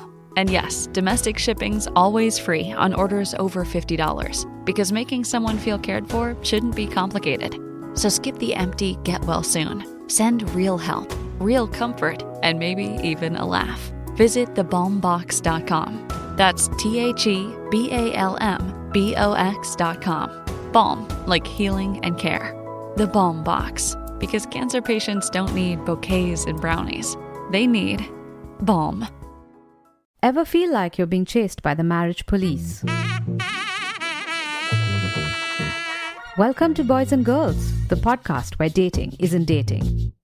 Arranged marriage is basically a reality show, except the contestants are strangers and your entire family is judging. You're sipping coffee with one maybe, grabbing dinner with another, and praying your karmic Ken or Barbie appears before your shelf life runs out. Trust me, I've been through this ancient and unshakable tradition. I jumped in hoping to find love the right way, and instead I found chaos, cringe, and comedy. And now I'm looking for healing. Boys and Girls dives into every twist and turn of the arranged marriage carousel. The meet awkward, the near misses, the heartbreak, and let's not forget all the jokes. Listen to Boys and Girls on the iHeartRadio app, Apple Podcasts, or wherever you get your podcasts. Welcome to Dirty Rush, the truth about sorority life, the good, the bad, and the sisterhood. With your hosts, me, Gia Giudice, Daisy Kent, and Jennifer Fessler. Rush, the recruitment, the ritual, the reality of Greek life has been a mystery for those outside the sorority circles until now. Is it really a supportive sisterhood that's simply misunderstood? Or is there something more scandalous happening on campuses across the country? In this podcast, we pledge to peel back the layers and spell the truth one Greek letter at a time. Pledges and actives, rush chairs and ritual keepers. Some call it the best time of their life, while others say it's a nightmare. From a perfect rush to recruitment scandals, what is really going on behind the doors of those sorority houses from Alpha to Omega? We're taking you inside Sorority Row, including the chapter room, as we explore the fellowship and the frenemies. Let's get dirty. Listen to Dirty Rush on the iHeartRadio app, Apple Podcasts, or wherever you get your podcasts. When you feel uncomfortable, what do you put on? Biggie. You put on Biggie when you feel uncomfortable? Because I want to get confident. This is DJ Hester Prynne's Music is Therapy, a new podcast from me, a DJ and licensed therapist that asks one simple question. Who do you want to be And what's the song that can take you there? Music changes what you feel, and what you feel changes what you do, right? That moment where a song shifts something inside you, that's where transformation starts. This year, I'm talking to experts across every area of life, like personal finance icon Gene Chatsky, New York Times journalist David Gellis, relationship legend Dan Savage, human connection teacher Mark Groves, and the man who shaped my ear more than anyone, Questlove. They'll bring the strategies, I'll pair them with the right records, and we'll teach you how to use the music to make change stick. This isn't just a podcast. It's unconventional therapy for your entire year. Listen to DJ Hester Prynne's Music is Therapy on the iHeartRadio app, Apple Podcasts, or wherever you get your podcasts. Oh, welcome to It Could Happen Here, a podcast about how it's happened here, and it continues to happen here. Sorry about that, but we're not changing the name of the podcast, because we're not. Anyway, I got James Stout with me. I got Garrison Davis with me. Woot woot. Huzzah. So the past few weeks, myself, as well as probably everyone else on this call, has been getting a lot of questions from listeners via the various social media apps that we damage ourselves by logging into on a much more than needed frequent basis. But one question that's been kind of on a lot of people's minds and something that we've been discussing as like a group is the idea of, should you flee the country? Is the party over? Do we need to use the time we have now to get out? The Trump administration is cracking down on a whole bunch of groups of already marginalized people, or people with fewer resources, immigrants, people who are here for asylum, trans people, queer people in general. It's getting pretty scary out there, and the thought crosses your mind, maybe there's somewhere else that's better. And this has always been a tough question for us to kind of think about, because we don't want to inspire panic. That's not the purpose of what we do here. You should try to spread calm when times are bad if you can. Yeah. But the situation politically in the country and in many parts of the world right now is extremely fraught. And it does feel closer towards the bad nightmare scenario than kind of I've ever thought it has before. So it's a really tough question. Yeah. And I think what we're going to be doing this episode is just kind of talking about this question and our thoughts around various responses to this line of thought. And I guess Robert kind of has a baseline, kind of quasi answer that I think we can use as a jumping off point. If you're someone who is being targeted, or in a community of people who are being targeted, you're a naturalized citizen, you're here on a green card, you're trans, you're any of the many different groups of people that are being targeted right now, and you have the opportunity to leave, and you think that that's the right thing for you, then you should do it. You shouldn't feel bad about it. If you've got a job that is in demand in other countries, and you know the process and can start the process to get residency somewhere else and work somewhere else, and make your life work that way, then I don't think you should feel bad about doing that if that's what you decide is the right thing for you. That said, it's just simply not going to be a realistic possibility for most people. What is more realistic for a lot of people is, for example, moving from states where the risk is higher to states where maybe the risk is lower. Hard to say how long the risk will be lower, But I certainly, that's more achievable for a lot of people than getting set up in a foreign country, as James will talk about. If your hope is just, I'm going to try to go somewhere else like Europe or whatever as an asylum seeker, as again, James will go into more detail on, life ain't easy for asylum seekers. And that's not really, again, it may not be nearly as much of an option as you think that it is right now. I, had to go through kind of my own process after the election of am I going to get my finances in order and move to another country and basically try to pay my way into getting a visa somewhere like in Spain, which is an option for someone like me. And I came to the conclusion that if the worst case thing happens, I'd rather die here or whatever. It's just not worth it, to try to get out. So I'm committing to trying to like hold the line here with everybody basically that I love in the world. Because like, what else are you going to do, you know? Yeah, like I will just say that, I probably have met more asylum seekers than most people you know. And it is one of the more miserable fates available to a human. It will, if large numbers of people start leaving the US, only get worse. If you're someone who's a US citizen, you have probably not experienced much in the way of like strict immigration enforcement if you have traveled around the world, right? You have one of the more high value passports in the world. You can go almost anywhere with a visa, or in many cases without a visa. Seeking asylum is an extremely different process. If you think you're just going to get on a flight and leave and stay somewhere, like understand that many countries will probably begin to require reciprocal visas with the United States soon if we continue our current sort of pathway with a more isolationist immigration policy. And you'll have to get that visa. And then, if you overstay, you will be subject to enforcement. The sense of permanence that you enjoy here might never be something you enjoy again. And that's just if you're able to fly somewhere and say you try and overstay a visa or you try and apply for asylum. I have people I've met in every facet of my life. Like I know guys who I met as a bike racer who have applied for asylum. Guys I met on a bike race who are staying on that barge in the UK. It is a miserable fate. And I think that I'm not saying don't do it. I'm saying that you need to understand that it is highly unpleasant and it strips you of all dignity. And in some cases, it strips people of like their lives, right? People die migrating. It's also like incredibly expensive to do the things that migrants do because that everyone is trying to make a buck off them, right? I was just talking on another podcast about how the journey that people took up through the Darien Gap who tried to come to the United States, it would have cost them way less just to fly, but they couldn't because they couldn't get the visas, right? That doesn't mean like if you have a historical right to citizenship through various, certain people have rights to Spanish citizenship or German citizenship or Irish. Irish is one that many people have access to. Then yeah, why not?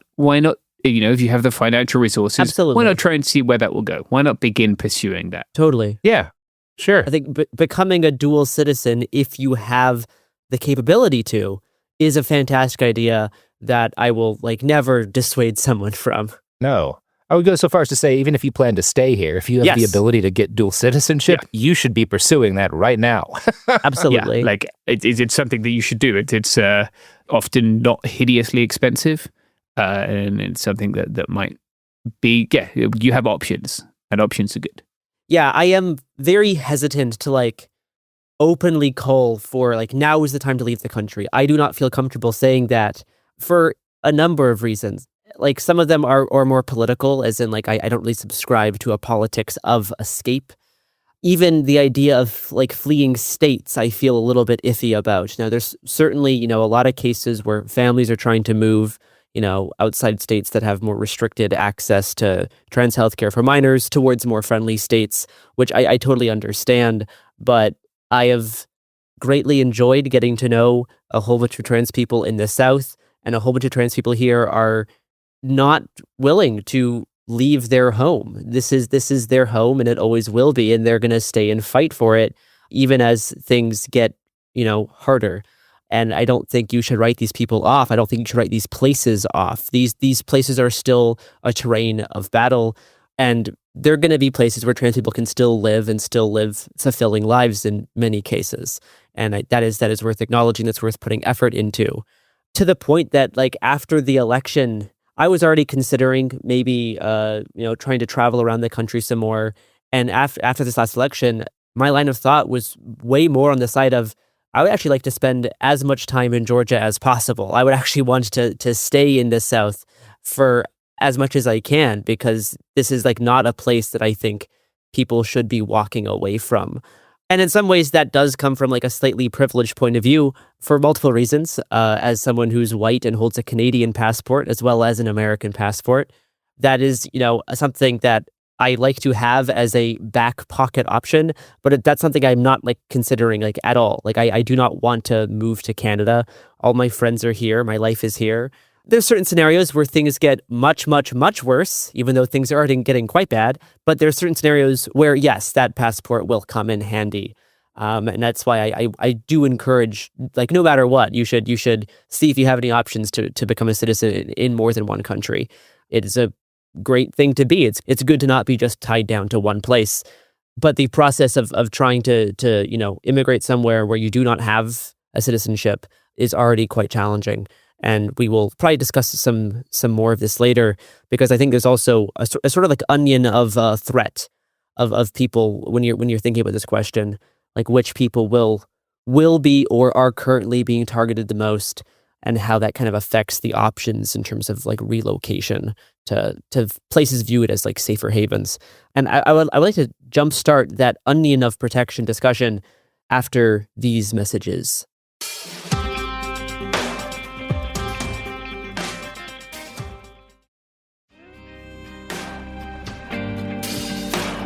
We're back, and we're talking about onions, which you need to wear around your neck to protect you from evil spirits. Garrison, that's what you were getting at, right? Yes. Let's wrap this one up. That's done. Move on to the next topic. Wear 5 different onions to drive away the various secret police forces trying to hunt down individuals. Yes. Speaking of, I guess, like the big thing I'm thinking about right now, or one of the big things, is there's different levels of scrutiny being placed on individuals currently in the United States. One, you have like people who are completely undocumented, right? You have people who are currently here on like valid asylum claims who are about to get those rights like stripped away. I'm trying to think of like the list of refugees that were allowed under Biden that are now like imminently going to get their stuff stripped away from the Trump administration. I know Venezuelan. Yeah, Venezuelan immigrants Cuban. are one. Haitian immigrants are another. Afghan. But groups that have been able to come here the past few years that are going to be now seen as like quote unquote illegal by the White House and Immigration Customs Enforcement. You then have student visa holders, which are already like currently under threat, getting visas taken away. You have people on work visas, you have green card holders, and you even have naturalized citizens. And among just regular citizens, unnaturalized, I guess, people that were born here, you have other factors that could lead to potential hardship based on political affiliation or based on gender and sexuality. And that's kind of like the bracket breakdown I'm working off of. So as much as it's like dangerous to be like, like a trans anarchist, right, in the United States, I think that is fairly different than a Haitian immigrant who's about to get like literally hunted down by ICE, right? And these people have wildly different realities, wildly different options for how they're going to like handle this question and handle like the decision of, preemptively choosing to relocate somewhere else. James, do you have any kind of thoughts on this, like, onion, I guess? Yeah, I mean, I think you described it well, right? Like, I think a lot of folks are for the first time finding themselves in that onion at all, right? And certainly with respect to, like, immigration enforcement or potentially being forced to leave this country. And I think it would be good maybe to look at folks who have been there for a long time and look at how they've done, right? Because there have been people whose existence was precarious in this country for decades, right? Maybe we go back to 1994 and Operation Gatekeeper. Maybe we go back further, whatever. I don't care. Maybe we go back to the operation whose name is also a slur in the 1930s, and I'm not going to say. I mean, and indigenous people here have, like, for all of American history, have been people that like exist in a wildly different reality than like most U.S. citizens, right? Yeah, where yes, this country is predicated on the genocide of indigenous people. Well, and even in the ways that they like continue to live here, it's like a different world from. Yeah, like that genocide is ongoing. Like it's not a thing that stopped. Yeah, it's not a historical thing. It's the thing that exists as long as this country exists. I would look to those people, right? Like you said, Garrison, indigenous communities, indigenous people continue to exist in this country despite the best efforts of this country to eradicate them. Undocumented communities, right? Migrant communities of mixed status have continued to exist for a very long time. And like the way that they have got through this is together. And that's the way that we will get through this too. When there have been threats to migrant communities have shown up for each other, right? They're doing that right now. You see groups like Unión del Barrio in San Diego, right? Like going around announcing when there are the presence of ICE officers in the neighborhood. the way that they have gone through it is through other people in positions of precarity showing up for one another and taking care of one another.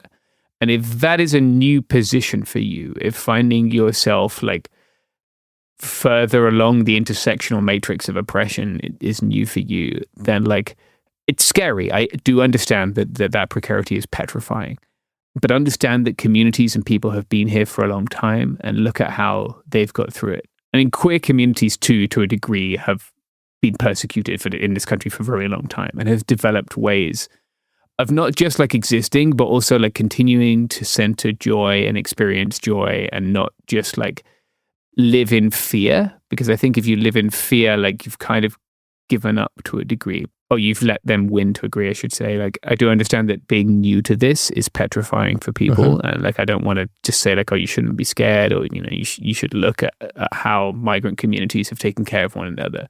But like, now is the time to begin establishing solidarity as well. So like those communities which have been precarious for some time, they're not closed spaces, right? Like you can be in solidarity with them and you can learn from them. And I think that now is the time to do that. Like now is the time to build stronger links. If you're really worried about things being really bad in this country, and you have good reason to be, right? Like, oh yeah, shit's fucked up and bullshit. Yeah, it's really fucking bad. It's all really bad. Yeah. Like, you know, we're sending people to labor camps. If you're scared, panicking, thinking I got to get out of here, I get you. No, I mean, I think the thing that you should be doing, regardless of who you are, is you should be giving yourself options. Yeah. You should be increasing the amount of options that you have. And like, that is something that is never a bad idea. That is something that you can never do too early. It's something that you should have already been doing, frankly. Like, I've been advocating for people to get passports, including an American passport, because that does make it easier to leave the country. You should be getting that. And it's going to be harder, especially if you're trans now, to get a passport that matches what you look like, right? But this is still something I think is worth doing because it gives you an option. And you should be increasing the amount of options you have. Yeah, I think, it's never a bad thing. And like, that community structure is an option too, right? Like people showing up for you and you showing up for them. That is one of your options. Don't forget that. And like, that will also bring you joy and you will feel safer.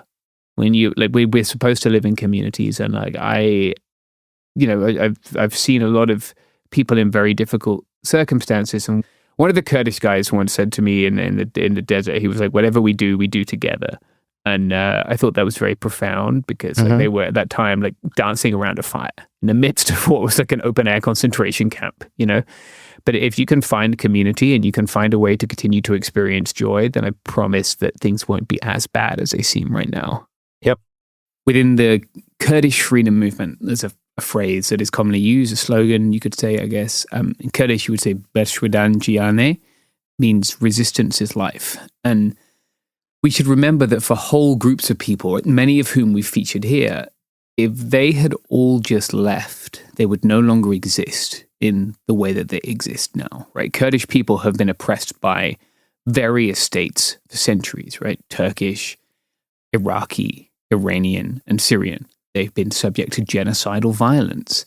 And they've still remained there, right? And they've continued to fight against that state oppression, and they've created something beautiful today as a result that we can see in Rojava. The same is true of the Karen and Karenni people we've spoken to in Myanmar, right? They decided to remain rather than to leave, and in doing so, that they created a culture that was based on resistance and that resisted the ability of the state to exercise a monopoly on violence and to determine their outcomes. And I think we should look to those examples as we consider, like, what does it mean if the state becomes more hostile here? Now, something that, like, I think Robert said in our work group chat, which thankfully has not been turned into an Atlantic article. I did invite Pete Hegseth, so we'll see if he hops in. You know, he's rejected us That'll multiple times. Yeah, we've been trying to add the Atlantic editor-in-chief for years. No, he is not welcome. He's absolutely not welcome. Fuck that guy. We just need him to manufacture consent for bombing another country in the Middle East on our podcast. It's so funny because that is like the dream of every journalist, that you just get added to the entire government's war planning chat, and he just uses it to dunk on the Trump admin. Like, that's it. Not to get more info on like anything. Then he happening. like homers back into the hedge. Yeah.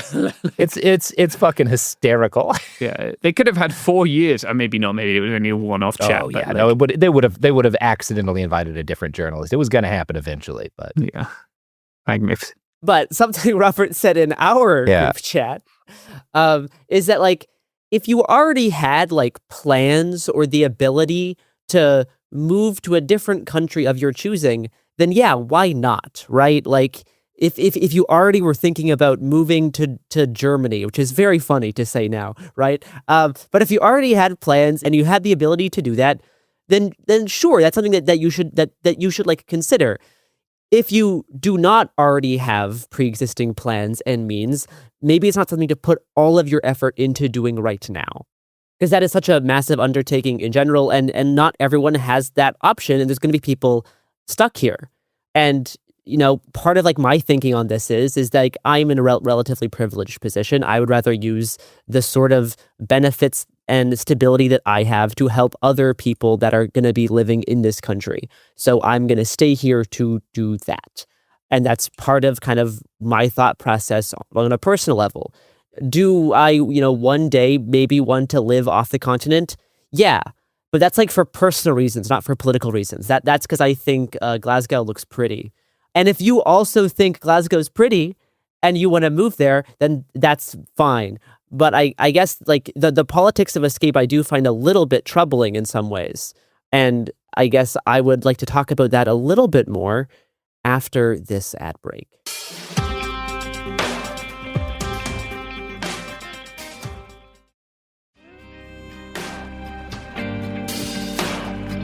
All right, we're back. James made a horrible face when I complimented Scotland. What was up with that? It was when you said Glasgow, okay. just brutal. Yeah. Also, Glasgow, not a city that's traditionally like aesthetically prized, I guess. Okay. Well, that's your opinion, I guess. Edinburgh is where if I was gonna go to Scotland, I'd probably aim at. I'm not gonna live in the Harry Potter town. Are you kidding me? Oh, it existed before those books. Yeah. That is rude, Garrison. Don't take that away from Edinburgh. Don't give her that. All the coffee shops are like fucking wizard themed now. Absolutely not. You haven't been to Edinburgh. Don't tell me that shit. Yeah. I've seen your travel pictures, Robert. They were mostly hard liquor themed. Okay, that's fair. Yeah, that's you fair. can. Edinburgh is a nice city. Glasgow's a nice city. You can enjoy. You can enjoy it. But stop by Carlisle on your way down. Where my family are from. My favorite Glasgow fact is that there's a beverage called Buckfast that is 20% alcohol mineral wine made by monks that has as much coffee as a Red Bull. And in Glasgow, Scotland, for a significant period of time, roughly 1% of all violent crimes were committed with the bottle. Yeah, Bucky it's a whole subculture. Buckfast gets you fucked fast. That's right, folks. So a term I've used for like the past few years to like discuss this to discuss this question of like, can you like outrun American fascism, is the politics of escape.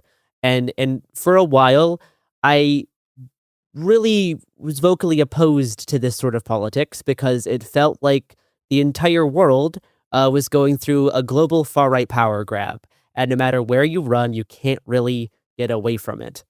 And now, kind of curiously, some of this is still happening, right? You can look at the AfD in Germany, but some of what's happened with this Trump administration has almost weakened a degree of like this global far-right power grab. Like for a long time, it looked like the Conservative Party of Canada was about to just completely take control over the whole country due to like pent-up frustration over Justin Trudeau's Liberal Party. And now, due to the actions of the Trump administration, the Liberals have retaken a significant portion of like popular support and are probably going to do a big sweep in the general election that's going to happen, I'm guessing, next month with the new prime minister like about to call one, which makes sense because he should call one at the peak of support for the Liberal Party after the Conservatives have taken like a 12 to 17 point dip, depending which poll you use. So for a while, I was like, it doesn't even really make sense to flee to Canada because Canada's right on the coattails of America. Canadian politics are kind of historically about like 10 years delayed from American politics. And now the new Trump administration has kind of thrown a curveball in this. British politics are always really hard for me to diagnose because all of their parties there are pretty wacky in my mind. Oh, yeah. What the Tories have been doing has been extremely worrying. Like the NHS, like trans stuff is pretty bad. Now that the Labour Party is in, it's hard for me to figure out kind of where the country is going because this Labour Party is a pretty conservative Labour Party. But like this idea of like being able to outrun American fascism is still something I find like unconvincing, I guess. Like you can't fully run away from all of these problems. And there may be certain people that it still like makes sense to start making these moves, to start planning for that option, right? I am pro options, even if this idea of like total escape, I still find troubling. Yeah, but I don't know. Is anyone else have any kind of thoughts on this? Yeah, I mean, like as goes the U.S. goes the world, right? And I know, but that is changing.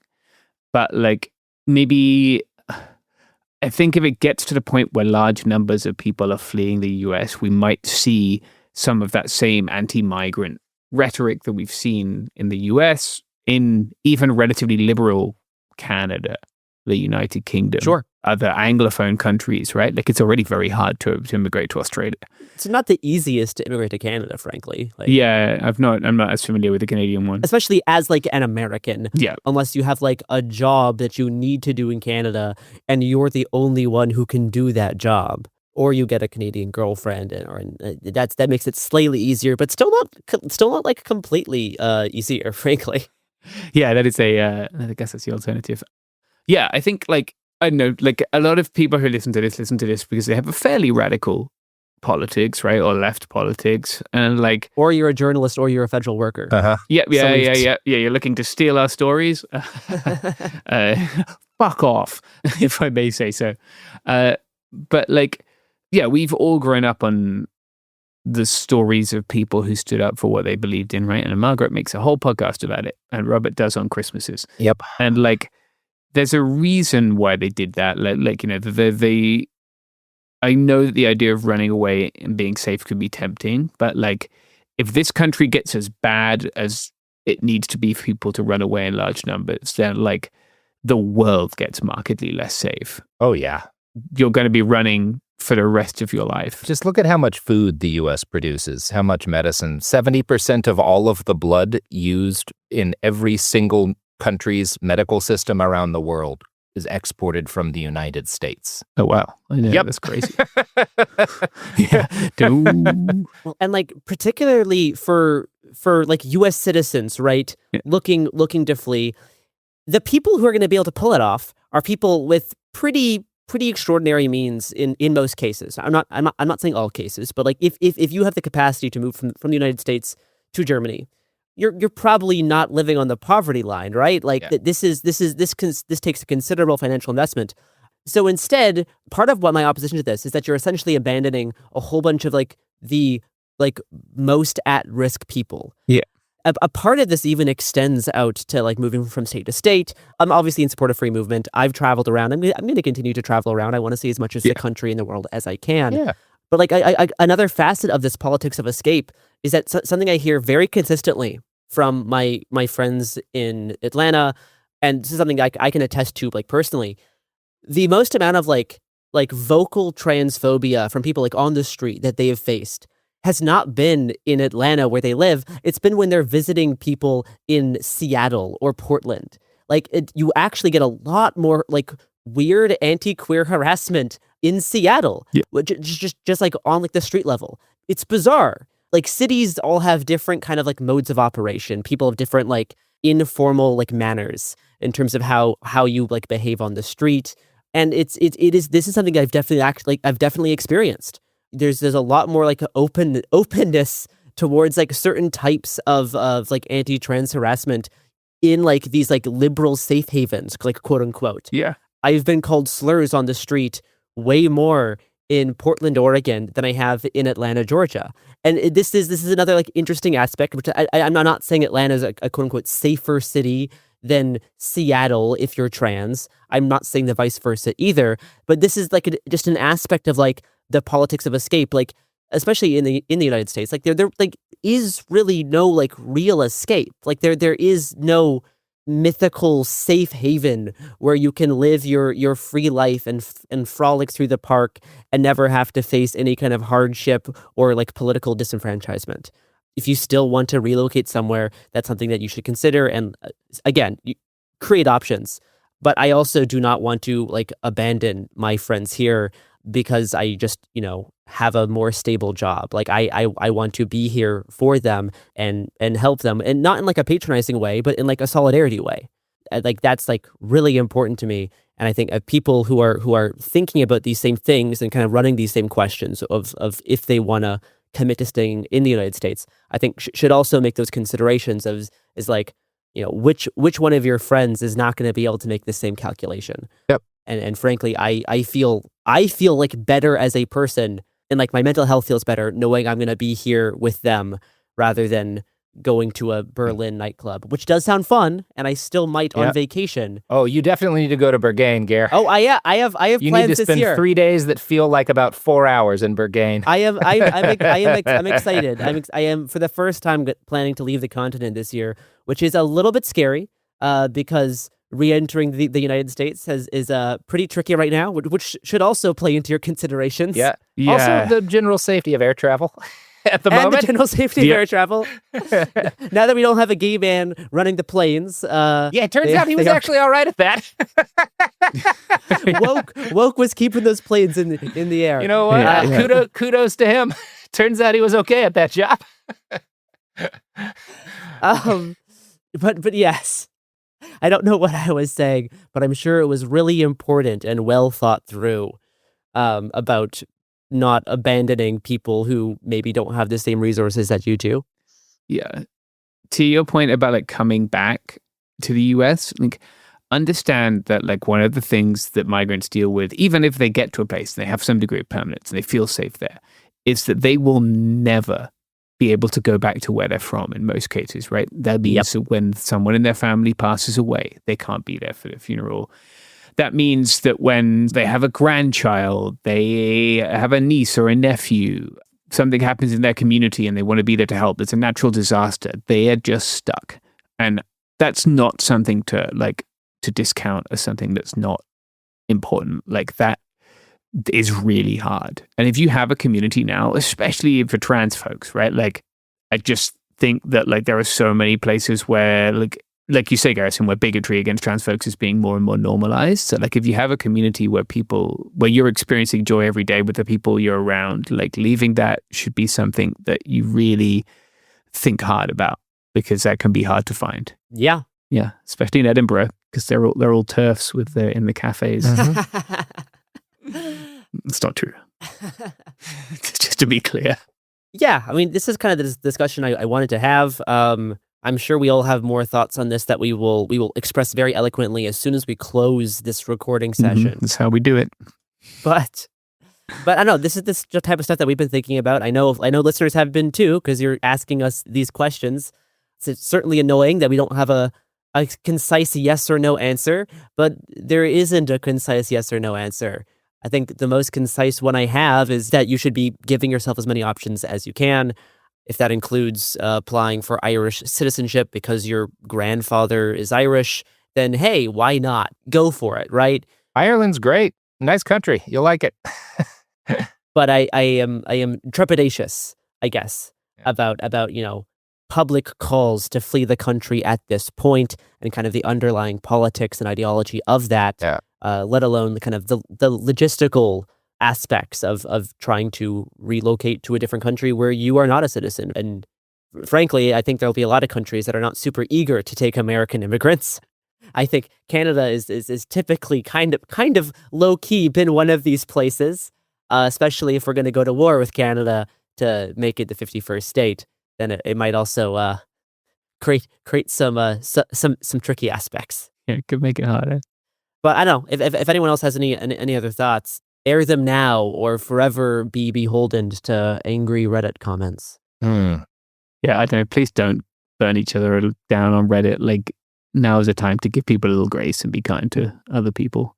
Don't flee to Belgium. Stay away from Belgium at all costs. I had a nice time in Belgium. What do you have against Belgium? I have a friend in Belgium. As an Italian, I think we need to go to war with them again. You know, it's what made Caesar great. It could make us great again. That's my stance on Belgium. It's Italian territory. I stand with the Belgian people.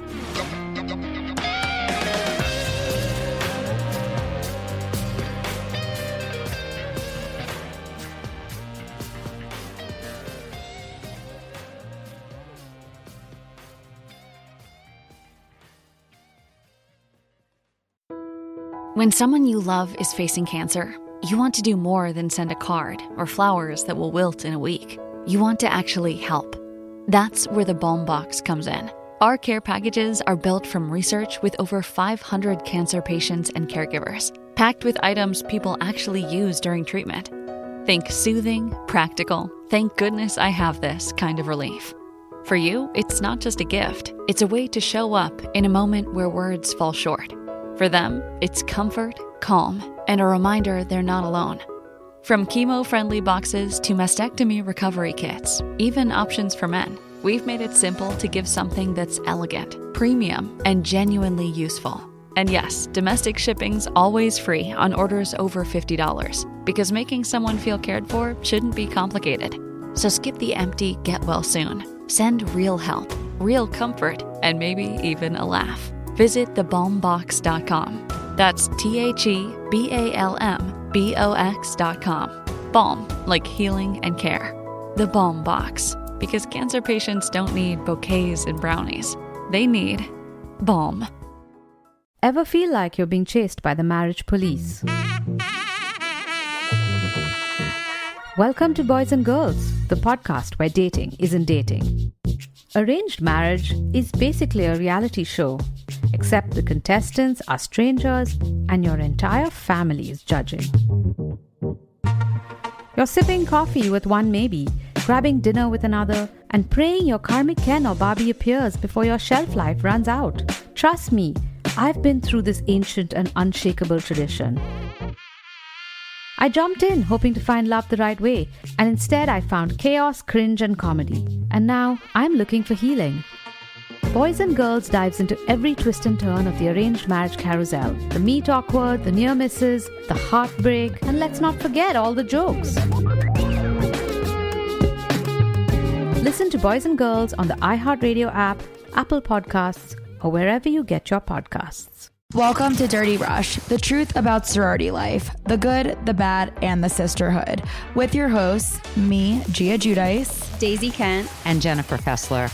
Rush, the recruitment, the ritual, the reality of Greek life has been a mystery for those outside the sorority circles until now. Is it really a supportive sisterhood that's simply misunderstood? Or is there something more scandalous happening on campuses across the country? In this podcast, we pledge to peel back the layers and spell out the truth one Greek letter at a time. Pledges and actives, rush chairs and ritual keepers. Some call it the best time of their life, while others say it's a nightmare. From a perfect rush to recruitment scandals, what is really going on behind the doors of those sorority houses from Alpha to Omega? We're taking you inside Sorority Row, including the chapter room, as we explore the fellowship and the frenemies. Let's get dirty. Listen to Dirty Rush on the iHeartRadio app, Apple Podcasts, or wherever you get your podcasts. When you feel uncomfortable, what do you put on? Biggie. You put on Biggie when you feel uncomfortable? Because I want to get confident.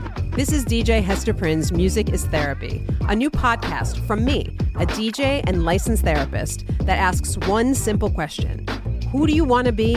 And what's the song that can take you there? Music changes what you feel, and what you feel changes what you do, right? That moment where a song shifts something inside you, that's where transformation starts. This year, I'm talking to experts across every area of life, like personal finance icon Jean Chatzky, New York Times journalist David Gellis, relationship legend Dan Savage, human connection teacher Mark Groves, and the man who shaped my ear more than anyone, Questlove.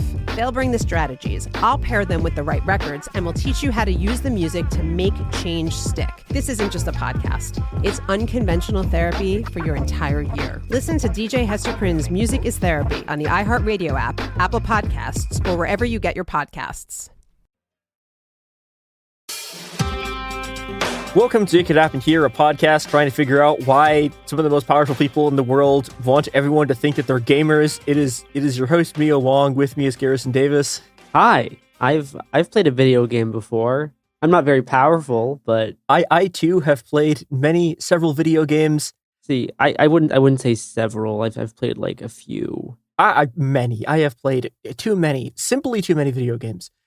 So, okay. This is in some ways kind of a lighter episode because Jesus fucking Christ, everything's really depressing. Is something going on out there? It's all really bad. And one of the people who's been making everything really, really bad is Elon Musk, who has somehow managed to like piss off the gamers. The PayPal guy? The PayPal guy. The owner of X. I've been locked in my gamer cave for the past like 5 months. I've not left. I'm just hearing about this now. Yeah, you might know of him as the guy who paid another guy to play Path of Exile 2 for him. We will get to that. See, I don't play those games. Those games are gay. I only play Nintendo, mecha games, and Helldivers 2, like a loser. That's reasonable. That's reasonable. Those are fine games. Oh, and Sonic. Oh God. Okay. Pushing aside the subject of Sonic. So, okay, I want to take a look a bit about why this sort of matters and why all of these fucking really rich assholes are sort of trying to pretend to be gamers. And I think the place to start here is with the fact that gaming is an $184.3 billion industry. Todd Harris, who is an extremely annoying guy, but is also right, points out that this is more money than TV, movies, and music combined. So this is the largest entertainment market in the world by such an astounding margin in terms of just dollar value, right? Something like 3 billion people play video games. It's mostly mobile games, which makes the story I'm about to tell very weird because the actual people who play these games, again, it's a lot of mobile games, and it's also mostly people who are women and non-white. And yet, however, when people think about like the gamer TM, you are not thinking about that. Yeah, like as a political class. Yeah, like when people say the word gamer, you're thinking of a bunch of weird incel right-wing dipshits who are white and suck ass. And this is in large part because Gamergate was sort of the first like truly effective political mobilization of like the gamer as a political identity. And obviously this is a fascist movement. Now, part of the reason this works, and we're going to be getting more into why this sort of works later, but part of the reason this works is that this is an extremely large group of people. Because it's new, no one has sort of defined it as a political identity before, and it's also filled with people who are extremely insecure about their identity as a gamer because this is a relatively new medium, which is why everyone fucking either wants their games to be like treated like movies or some shit, or they want it to be sports because those are sort of cultural things with enormous amounts of money and then that are taken like quote unquote more seriously. Yeah. And so the effect of this is that the cultural affect of being a gamer is extremely important to these people. And this is true actually really both on the left as much as it is on the right. There are a lot of like sort of political figures, I don't know, or you're sort of like online people who come out of gaming. Like H-Bomber guy, I guess is an example, like Hassan to some extent. There's just like a lot of people who are like gamers and then they sort of like become political. But on the other hand, gaming has always been like not always, but has traditionally been an extremely right-wing space. Oh God, Garrison, I feel like you will actually appreciate how fucking shit this is. Have I told you the story about Kebab the German? No.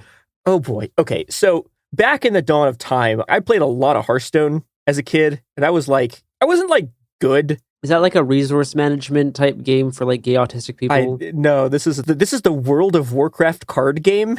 Okay, that's even more embarrassing. Yeah, really bad. I think I peaked at like 2K Legend North America, which like technically speaking is like top like 0.5% of players in the world digital collectible card video game? Come on. Oh, yeah. Yeah. But 2K Legend NA is like fucking shitter ranks. It's bad. I was never like good at it. I was just like okay, kind of. But but so this is like a thing that I did growing up, and something I remember is like all of the fucking Hearthstone streamers, and these were like really big streamers, would play music from this guy they called Kebab the German, and it turns out that his actual name was Remove Kebab because he was a fucking German neo-Nazi. Well, many such cases. Yeah, for people who like are not aware of like mid 2010s German fascism, Remove Kebab is like a slogan calling for the ethnic cleansing and genocide of Turkish people in Germany. So great stuff. This was just sort of like the water you were swimming in if you were a gamer in like the 2010s. Now, this goes some way to explaining something that I noticed kind of recently, which is the absolutely bizarre obsession these tech CEOs like who want to be thought of as gamers. And so the two examples we're going to look at are Sam Bankman-Fried, and this is really technically on both sides of the political spectrum, right? We're going to look at Sam Bankman-Fried, and we're going to look at Elon Musk, our new overlord, I guess. So we're going to start with Sam Bankman-Fried. And, as we go through what's happening here, we're going to sort of unravel why it's so important to them to be seen as gamers. And I guess it is important to note, like, Sam Bankman-Fried, like, is he is a gamer in the sense that, like, he's, like, addicted to video games effectively and just plays them fucking literally constantly. Yeah, he looks the part too, no offense. Yeah. Before he was put in prison for 25 years for fraud. Well, probably not anymore. He's probably going to get pardoned. Oh, God. Maybe. We'll see. I don't know. The crypto vote. It's the most valuable voting block now. All young Americans are too poor to open bank accounts, so they put all their money in crypto. So now they're going to vote for whoever makes line go up. I'm going to become the Joker. So, okay, the thing about Sam Bankman-Fried, for people who have forgotten who SBF is, he is the guy who was the founder of FTX, which was like a crypto exchange that was actually effectively a giant scam where he took everyone's money and bet it on the stock market and lost it. And, Robert did a Behind the Bastards on him. And one of the things that happens constantly is that he's just like always fucking playing video games. He's playing this really dog shit game called Storybook Brawl Gene Meetings. He is a League of Legends addict, which is like, as any gamer will know, a person who plays League of Legends all the time, like one of the worst categories of people who's ever existed. And one of the things that SBF did as a sort of PR thing, right, was let the author Michael Lewis of The Big Short, we're going to get to Moneyball in a second, Blindside, other books. Reputable financial advice books is what I'm hearing. But, like a very, very powerful, influential, and like wealthy American journalist just let him sort of tag along. And Michael Lewis's sort of angle on understanding him, and this is something that like SBF was like, was like projecting, right? In order for this to be the image of him, was him as like the gamer.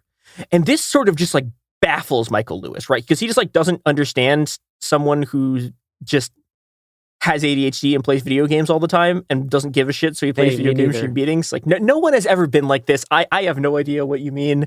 I actually don't play video games in meetings because it is too obvious.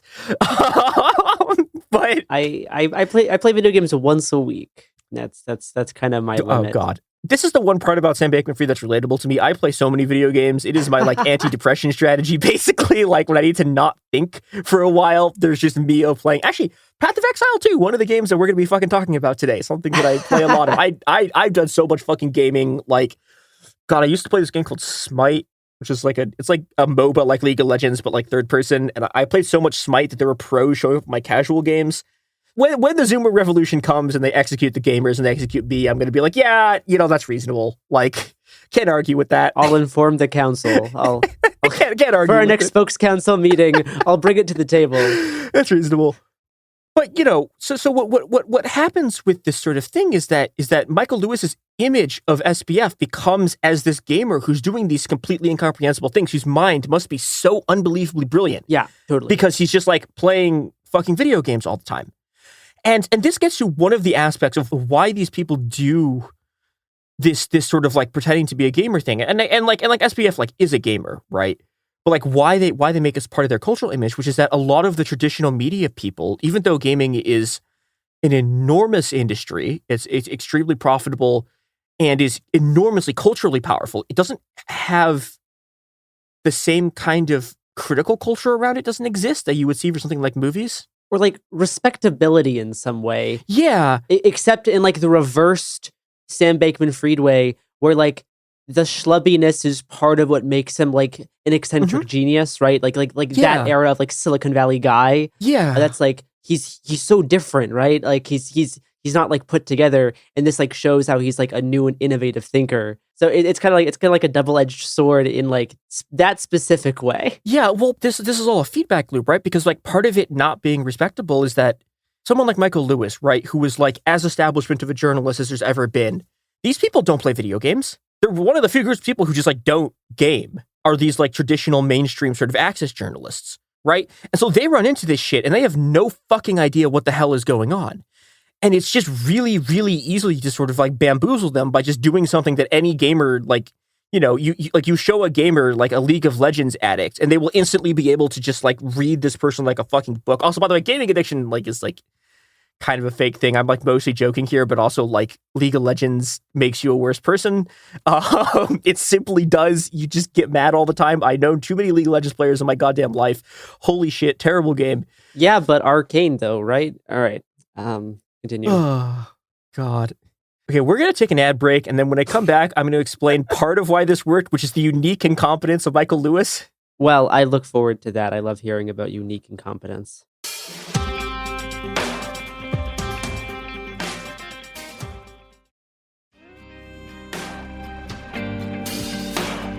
So we are back. Now, okay, obviously part of the reason this works too is, you know, as I've been talking about, right, like these really out of touch sort of like mainstream journalists who just don't understand an enormous market, right? But Lewis is in some sense kind of a special case because he is really, truly an unbelievably gullible dumbass. And to get an understanding of this, I'm going to go into something that Lewis, in theory, understands a lot better, which is sports. So Lewis has written two of the most famous books ever written about sports, right? He wrote Moneyball, which is the book that we're going to be talking about, which I'll get to in a second. And he wrote The Blind Side, which is another book that like they talk about on Behind the Bastards. You can go listen to that. But I want to go in on Moneyball. Moneyball is supposed to be this book about how this underdog Oakland athletics team invented like baseball metrics, and they used sabermetrics to like build this roster out of nothing that like went to the playoffs and did really well. And like, I'm not going to get into the extent to which this was kind of a mirage about that Oakland A's team, like whatever. I'm not going to argue about baseball statistics. What I will argue about is that one of the characters in this fucking book, right, who's one of the sort of like underdog geniuses that like Michael Lewis loves to find, right, is this guy named Paul Podesta. And he is like one of the main figures in this book. He's kind of like an assistant coach, basically. What baseball team is this? This is the Oakland Athletics, or now the Las Vegas Athletics or some shit. I don't know. They moved to Vegas. I don't know what they're called now. The Athletics now? No, they were originally called the Athletics. I don't know what they're called now. They've always been everyone just calls them the Oakland A's. Well, they've been the A's forever, but yeah, they've also been stolen. Las Vegas has now stolen both the football team and the baseball team of Oakland. Oh, see, I was thinking of the football team. Yeah, because I was like, wait a minute, didn't Las Vegas steal? The Raiders go there too? Yes. Yes, they stole both of them. That's what I was thinking. And I am more of a baseball head than a football head. But yeah, so, okay, unfortunately, we're going to be talking about football here. Bummer. So this guy, right, Paul Podesta, is like one of these sort of geniuses. He later goes on to be... It's kind of unclear exactly what he was doing in the organization, but he is hired by the just absolutely wretched football franchise, the Cleveland Browns. Now, to get an understanding of how wretched the Cleveland Browns are, my opening statement for him on the Browns is, it is genuinely unclear how responsible Paul Podesta is for the Browns over the course of 2 seasons, going 1-31, which is a feat of like just absolutely sucking shit that is unrivaled in any other major American sports. I think until the fucking moon crashes into the earth, no one is going to fucking go 1-31 in 2 seasons of football again. So again, that is a 1-15 season followed by an 0-16 season. It's the second 0-16 season ever. Unclear how responsible for this he is. But what he is responsible for is the Deshaun Watson trade. Okay, it's like, Mia, why the fuck are you talking about this? Part of this is also like, these people are just evil. Deshaun Watson is a serial sexual predator I couldn't get an accurate estimate of how many women, specifically massage therapists mostly, have accused him of sexual assault. He is like one of the worst people in the entire NFL, which is a league of a lot of people who absolutely fucking suck shit. So that's the first thing you have to understand about Watson, is that he is just really fucking like morally reprehensible, right? He is like a bad enough sexual predator that the NFL actually fucking suspended him for a season. And Paul Podesta, who again is the guy who Michael Lewis is supposed to be like touting as like this genius analytics guy, decides that he is going to set up this deal for his team to trade for Deshaun Watson, who'd been on the Texans. And again, like, Garrison, like, imagine how evil you have to be for the Houston Texans to trade you on fucking moral grounds. Mia, do you expect me to know anything about the Houston Texans? It is a team from Houston, Texas. That's all you need to know about this. And they traded this guy. Hey, at least it's not Austin. No offense to our Austin listeners. They fucking traded this guy, right? And Paul Podesta orchestrates this trade that is it is the worst trade in the history of football. It is 3 first-round picks, 2 third-round picks, and a 4th-round pick. And they hand this guy, who again, I kind of emphasize this enough, is a serial sexual predator, right? They hand him $230 million guaranteed dollars, the largest guaranteed salary in the history of the NFL. And so how does Deshaun Watson, like, again, this guy who's being held up by the guy who, like, is now laundering being a gamer as, like, the great symbol of sort of, like, cultural, like, being a rogue outsider, right? How does Deshaun Watson, his, like, greatest fucking project, do on the field? So in his first season, he basically got injured immediately. In his second season, in weeks 1 through 5, out of 759 quarterbacks since the year 2000, to start weeks 1 through 5, out of, again, 759 quarterbacks, he ranks 753 out of 759 in EPA per dropback. 753 out of 759. They traded 3 first-round picks for this guy. He has a mind-boggling, an EPA of negative 0.3, which means every time the serial sexual predator drops back to make a pass, they are expected to get 0.3 less points than an average team would. How did you trick me into being on a sports episode? I only agreed to this because I thought it was video games. Don't worry, we're almost done. We're almost done with the sports part of it. But and I promise there is actually a reason why I'm doing this, which is the argument that sports and gaming actually serve very, very similar cultural roles for the right. Yeah, of course. Yes. I understand that. I can see that. Yes. Also, I've always wanted to fucking complain about this on air, and this is the best fucking chance I'm ever gonna get. So, Jesus fucking Christ. Is this like what I talk about, like movies or something? Is this? Yes. This is what it feels like. Is this what I sound like? Yes, it is. It is absolutely what you sound like. So this guy is like a generationally awful quarterback. They sign away basically the entire future of this team, hand this guy who's a serial sexual predator $230 million, and this is the guy that fucking Michael Lewis expects you to think is like a fucking analytics genius. And this all comes back to, again, like, you know, the sort of mythology, the basic mythology of the nerd is that they're like picked on like by the jock or whatever, right? That's like the fundamental base of their mythology, that they're like oppressed by this. But like, it's just like the same masculinity bullshit all the way down. And you can watch like just like the worst people in fucking history just trick literally exactly the same people into thinking that they're fucking geniuses by using both of these fucking affects. So I want to read something, you know, in looking at the way that this stuff functions, the way that gaming functions, like specifically in the culture, and you know, why these people choose to use gaming as like, you know, as the sort of affect they're trying to project into the world. I want to read something by a friend of the show, Vicky Osterweil, in a piece called Game Boys. Video games also emerge at a time when technology facilitates an increasingly administered life in which alienation and isolation feel like a prerequisite to social engagement. Consumer choice is a form of control, and unbounded economic competition produces widespread anxiety. To structure as pleasurable the repetition, learning, and boredom that one must master to live under current economic conditions, games rely on affects, moods, and ideas that are capable of producing not only forms of violence directed towards non-normative groups, but also forms of intimacy, fantasy, and play that point towards a horizon outside of capital's clutches. Games provide different compensations for people who are differently situated in the social hierarchy.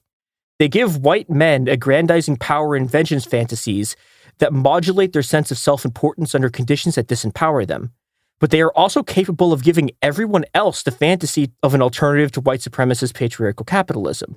This has been particularly clear in how queer creators, writers, and fans have found space in and around games despite the organized harassment campaigns, intensely misogynist industry advertising campaigns, and widespread critical and cultural degradation of games that aren't played by cis men.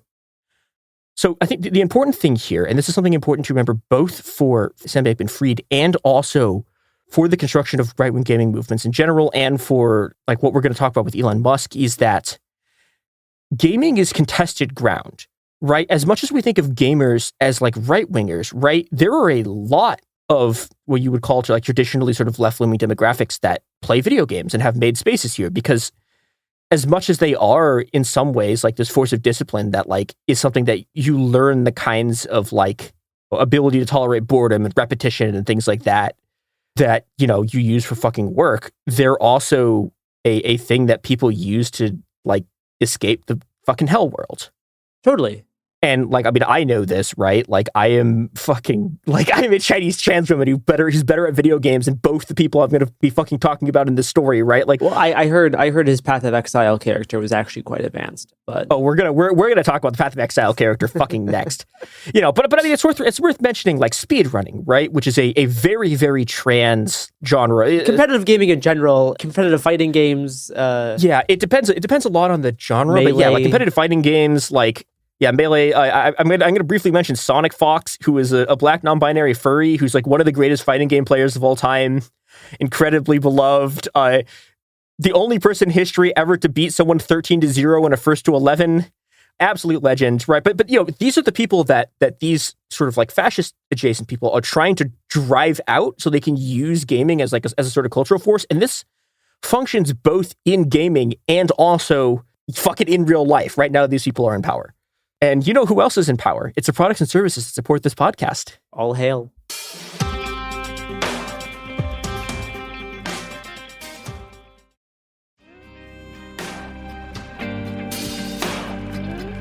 We are back. Now, obviously, the other part of this, you know, we've talked mostly sort of about racial politics, but there's an incredible sort of gender politics in gaming.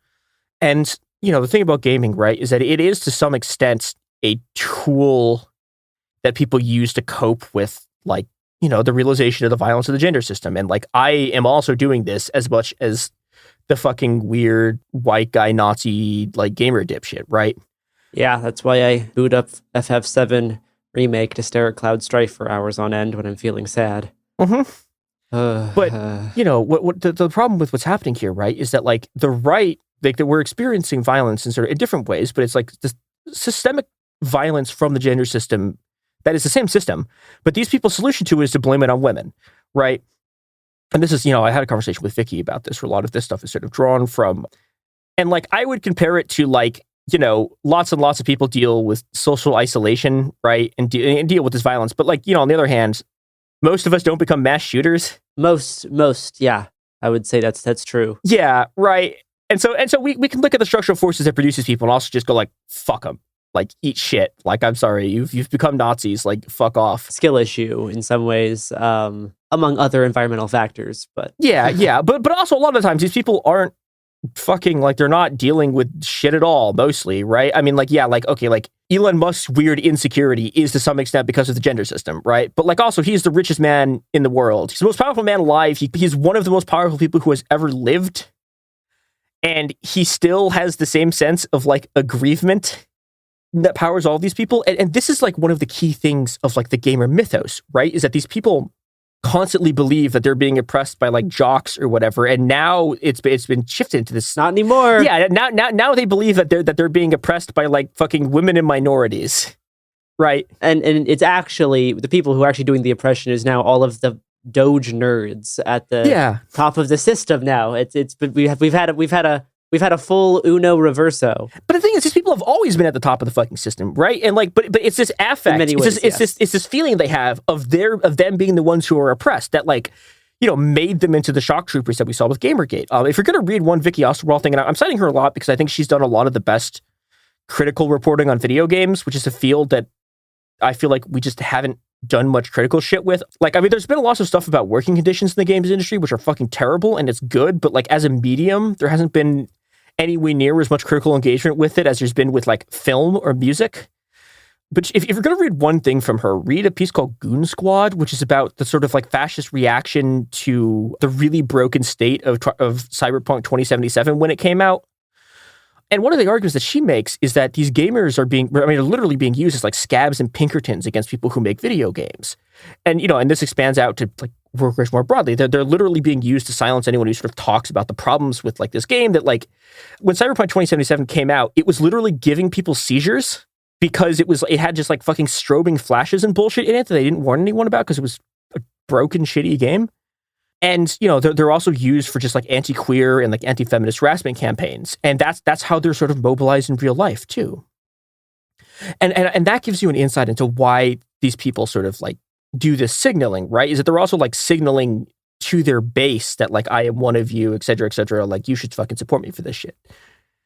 Now, pivoting a little bit. So when I was first talking about this episode, I kept on accidentally saying Sam Altman instead of Sam Bankman-Fried because like many such cases. Yeah, like yeah. The last fucking white boy scammer named Sam has been replaced by an additional subsequent white boy scammer named Sam. And it turns out though, I looked up Sam Altman and he has also been doing this like gamer stick thing. Totally. Like specifically in interviews with Elon Musk. Yeah. Yeah, it's fascinating. They're both fucking doing it now.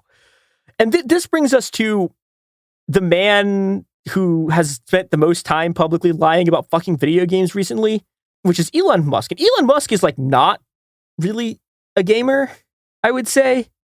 Like he sort of plays video games. He's a ketamine user. He's a Twitter power user. He is the shadow president. The richest man in the world, richest man who has ever lived. Yeah. Also, but he is really obsessed with everyone thinking that he is like he's an elite video game player in like multiple games. He's obsessed with this. He's also, I believe the term is a meme lord, if I'm reading this right. Oh God, one of his Path of Exile 2 characters, I didn't put it in the script because it's actually not the one we're going to talk about, but one of his characters in that game was named Kekius Maximus. So like this is the level of mind. That is one of his favorite names. In his White House office, he has a Kekius Maximus portrait hanging behind his desk. There's an AI generated image of like Pepe the Frog and like Roman like Caesar attire. I hate everything. So yeah, this is the guy who runs the country now. Yeah. Oops. So Elon Musk has been lying about being good at video games. And the preface to everything we're going to get to is that he has actually he's like for a long time been doing a like I'm a gamer thing. So his kind of problems, and I think really the origin of the weird paying people to make him look like he's good at video games thing that we're going to get to in a second. This is something that Blue Sky user Gay Dog reminded me of because I'd forgot. He has so many gaming scandals, I'd forgotten about this one, which is that he at one point posted his build for the hit game Elden Ring, which is a very difficult game. And he had 2 different shields equipped, which makes literally no sense. It's like over encumbered. Like it's okay. Like the best explanation I figured out for like how bad at this game he is that posting this build on Twitter is the video game equivalent of going like, hey, look at my fucking sports car. It's stepping into like the shittiest car you've ever seen, and then like slamming the accelerator with the parking brake on. Hey, I love the Mazda Miata. Like that's like the gaming equivalent. And everyone who looked at it immediately was like, this is the dumbest man who has ever lived. This man has no idea what the fuck he is doing. He is just like unable to understand basic fundamental systems about this game. Like just baffling, incomprehensible bullshit.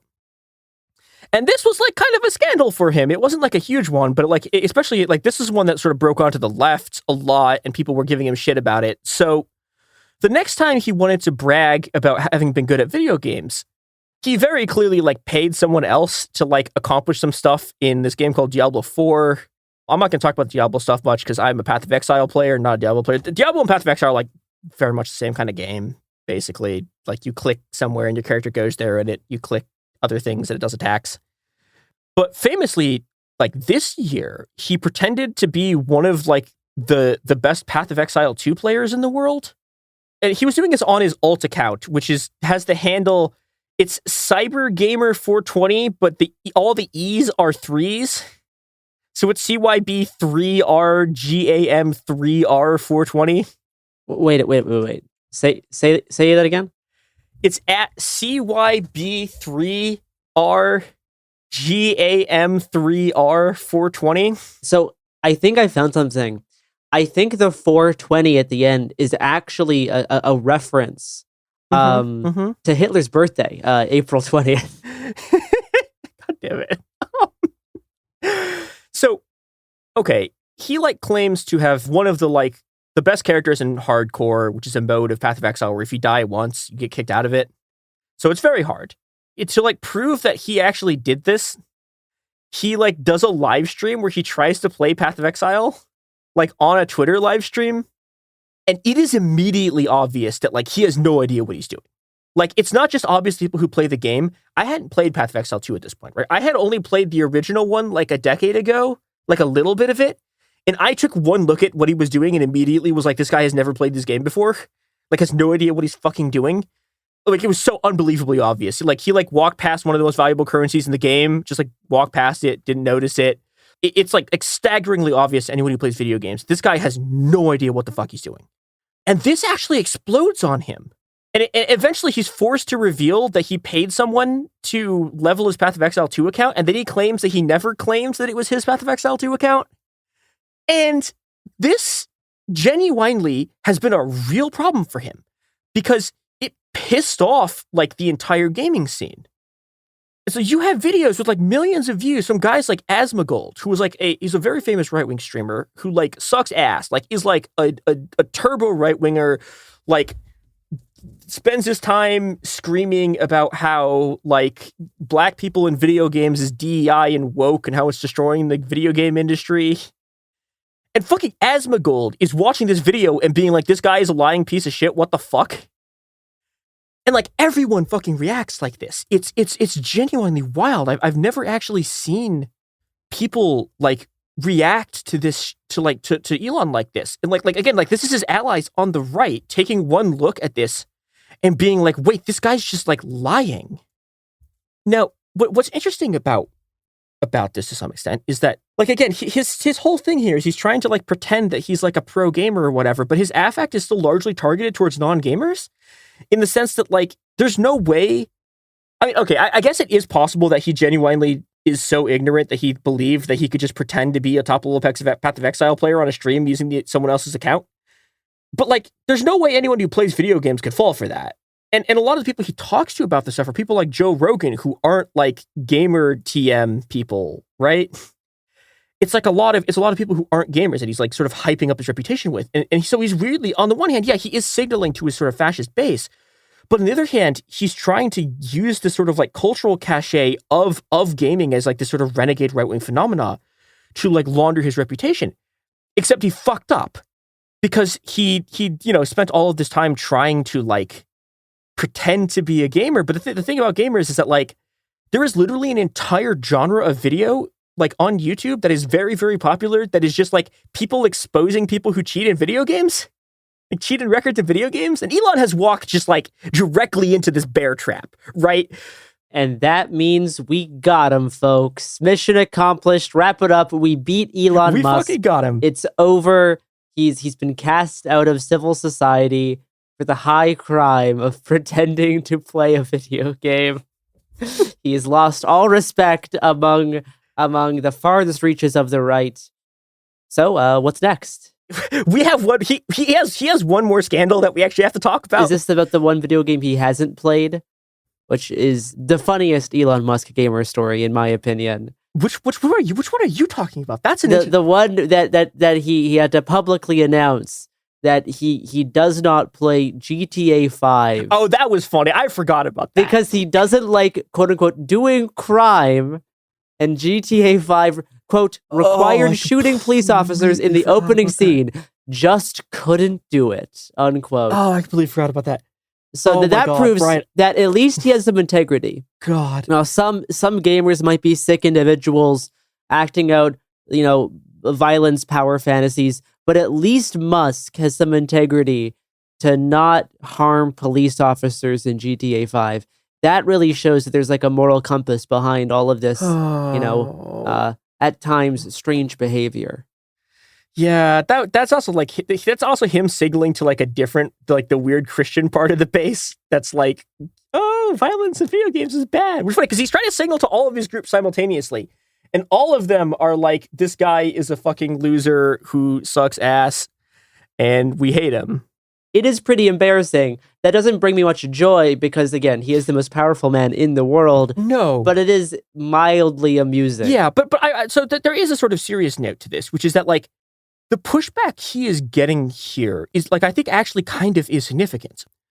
So the last thing I want to talk about is him pretending to have been like a Quake pro, which is the thing that he did. Quake pro. And there's a very interesting video about this by the YouTuber Carl Jobst, who is like, his thing is like people who fake things in video games, basically. And he is like not a leftist. He's like a center-right guy, basically. I mean, there's arguments about exactly how far right he is. But he did a video about Elon claiming to be a Quake player. And what he found, so Elon like apparently did actually play in an early Quake tournament, but none of the good players were there. And his team came in second, but they came in second because they had better Wi-Fi than everyone else. And so they had less latency, which made them invincible until they ran into a team that also had good Wi-Fi, and then he got destroyed. Which I just think is funny, right? That's like a classic Elon Musk story, which is he has this thing claiming that he's like a fucking gamer legend, but it's actually because he had more money than everyone else until he ran into someone who had the same amount of money that he did and just got destroyed. But the reason I bring this up is that like at the end of this video, Jobs is like goes on this whole thing about how, and this is a stronger statement against Elon Musk than I have seen from anything in the mainstream press, where he literally goes on a thing where he says, yeah, every single thing that Elon Musk has been saying here is a lie. And because he is just obviously lying out of his ass about literally everything in a field that I know, this means that I literally can't trust him when he says anything about any other fucking field that I don't know. And this is a real shift, right? I have never seen a mainstream journalist write down Elon Musk is just clearly a liar about this, and so you should not be able to trust anything else he fucking says. This is a larger degree of pushback than anything else I've ever fucking seen outside of like the left about what Elon Musk is doing. And like just the willingness to just be like, this guy is a fucking just a serial liar.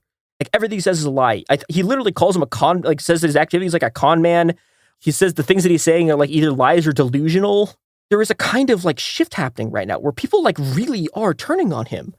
There was a thing that happened literally today where Ubisoft is a famously like not a leftist company, right? Like they've done a lot of horrible, fucked up sexual assault stuff. So Elon's mad at Ubisoft because one of their games has a black guy as like a character in it. And literally the official Assassin's Creed account replied to one of his tweets saying, is that what the guy playing your Path of Exile 2 account told you? And like replied to a thing about Hassan. Like we are genuinely seeing a shift in this space, right? This thing that had been like a really, really consistent base of support for people like Elon is kind of fracturing against him. It is sort of being polarized against him by just like the fact that he just is so obviously cynically pandering to them and how unbelievably transparent it is. And like, obviously, like, I don't think like the gamers are going to like fucking rise up or whatever. But the actual serious point to all of this, other than like looking at the ways that fascism, like why these people do this, and like gamers is like a demographic that's important to these people, is that like the way that you destroy a coalition by this isn't necessarily by flipping everyone over to your side, right? That doesn't happen that often. But one of the ways you can do this, and this is to take a really, really dramatic example, this is how the Bolsheviks won the October Revolution. They got their allies to stay home. And that was enough. Enough people just staying on the fucking sidelines when the Bolsheviks like came for Kerensky's government was enough for them to take power.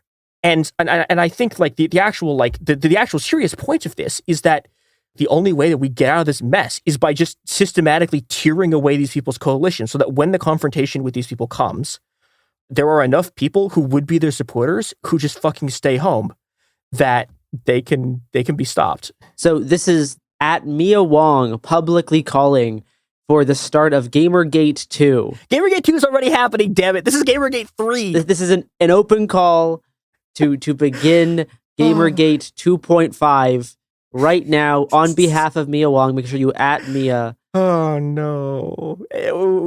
And then hopefully it'll finally usher in the American Bolshevik Revolution. after we get enough gamers to stay home, or even better, rise up. Right? We can make some kind of graphic with like a fist holding a controller, or a keyboard if you're a nerd about it. Gamers are the Cossacks. We've got to get them to not back the regime. That's actually the February Revolution where they stood down. But same point. Yeah, come on, Mia. Geez, fuck. Look, I am one of the biggest things of like people need to remember that Lenin did not overthrow the Tsar. He overthrew Kerensky, who was kind of a socialist-y guy who was from the provisional government in between the first. Okay, we're done here. We're fucking out. We're leaving. What games are you playing? What games am I playing? Path of Exile 2. Okay. Don't play Brotato. It will consume your life. Okay. Play RoboQuest. RoboQuest is great.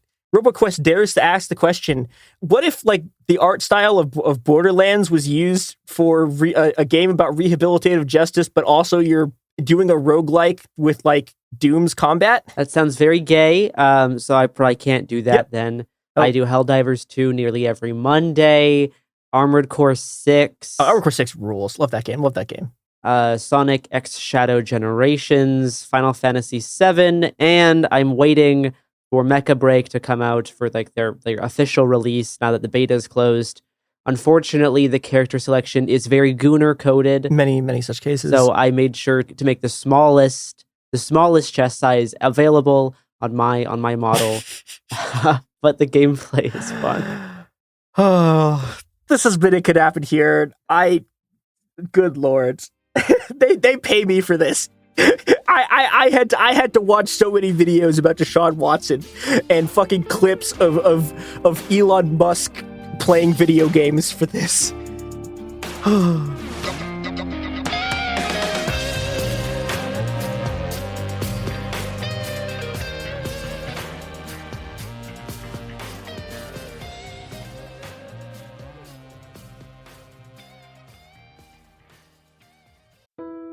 When someone you love is facing cancer, you want to do more than send a card or flowers that will wilt in a week. You want to actually help.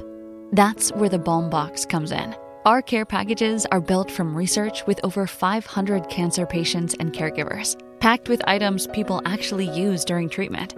Think soothing, practical, thank goodness I have this kind of relief.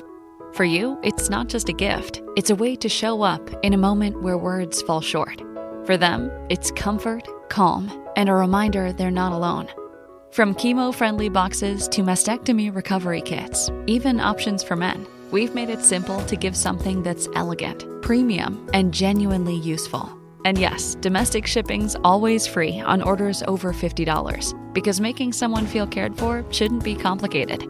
So skip the empty get well soon. Send real help, real comfort, and maybe even a laugh. Visit thebalmbox.com. That's TheBalmBox.com. Balm, like healing and care.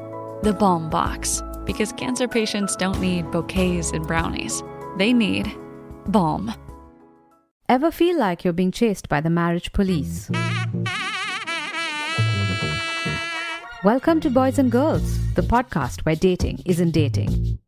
Arranged marriage is basically a reality show, except the contestants are strangers and your entire family is judging. You're sipping coffee with one maybe, grabbing dinner with another, and praying your karmic Ken or Barbie appears before your shelf life runs out. Trust me, I've been through this ancient and unshakable tradition. I jumped in hoping to find love the right way, and instead I found chaos, cringe, and comedy. And now I'm looking for healing. Boys and Girls dives into every twist and turn of the arranged marriage carousel. The meet awkward, the near misses, the heartbreak, and let's not forget all the jokes. Listen to Boys and Girls on the iHeartRadio app, Apple Podcasts, or wherever you get your podcasts. Welcome to Dirty Rush, the truth about sorority life, the good, the bad, and the sisterhood. With your hosts, me, Gia Giudice, Daisy Kent, and Jennifer Fessler.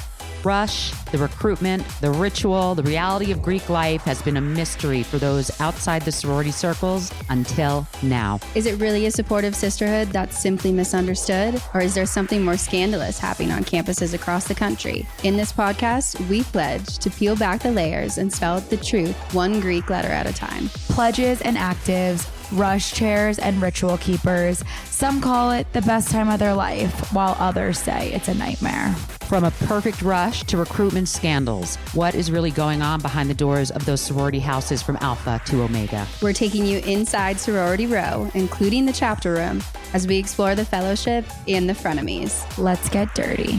Listen to Dirty Rush on the iHeartRadio app, Apple Podcasts, or wherever you get your podcasts. When you feel uncomfortable, what do you put on? Biggie. You put on Biggie when you feel uncomfortable? Because I want to get confident. This is DJ Hester Prynne's Music is Therapy, a new podcast from me, a DJ and licensed therapist that asks one simple question. Who do you want to be? And what's the song that can take you there? Music changes what you feel, and what you feel changes what you do, right? That moment where a song shifts something inside you, that's where transformation starts. This year, I'm talking to experts across every area of life, like personal finance icon Gene Chatsky, New York Times journalist David Gellis, relationship legend Dan Savage, human connection teacher Mark Groves, and the man who shaped my ear more than anyone, Questlove. They'll bring the strategies, I'll pair them with the right records, and we'll teach you how to use the music to make change stick. This isn't just a podcast. It's unconventional therapy for your entire year. Listen to DJ Hester Prynne's Music is Therapy on the iHeartRadio app, Apple Podcasts, or wherever you get your podcasts.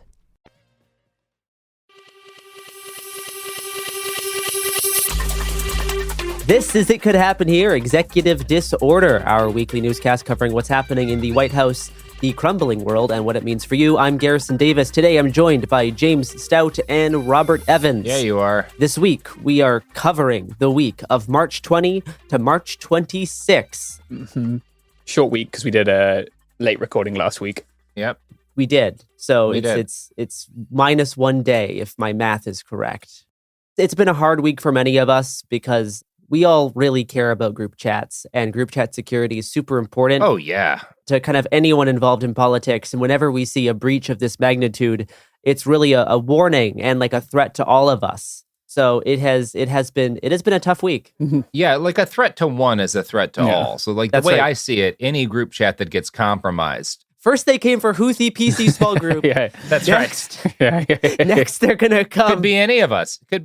Jeffrey Goldberg could be lurking in your small group. That's you and your girlfriend talking about what kind of pizza to order. He could be there reporting for The Atlantic. You wouldn't know unless you like looked at who was in there and saw his name. Yeah.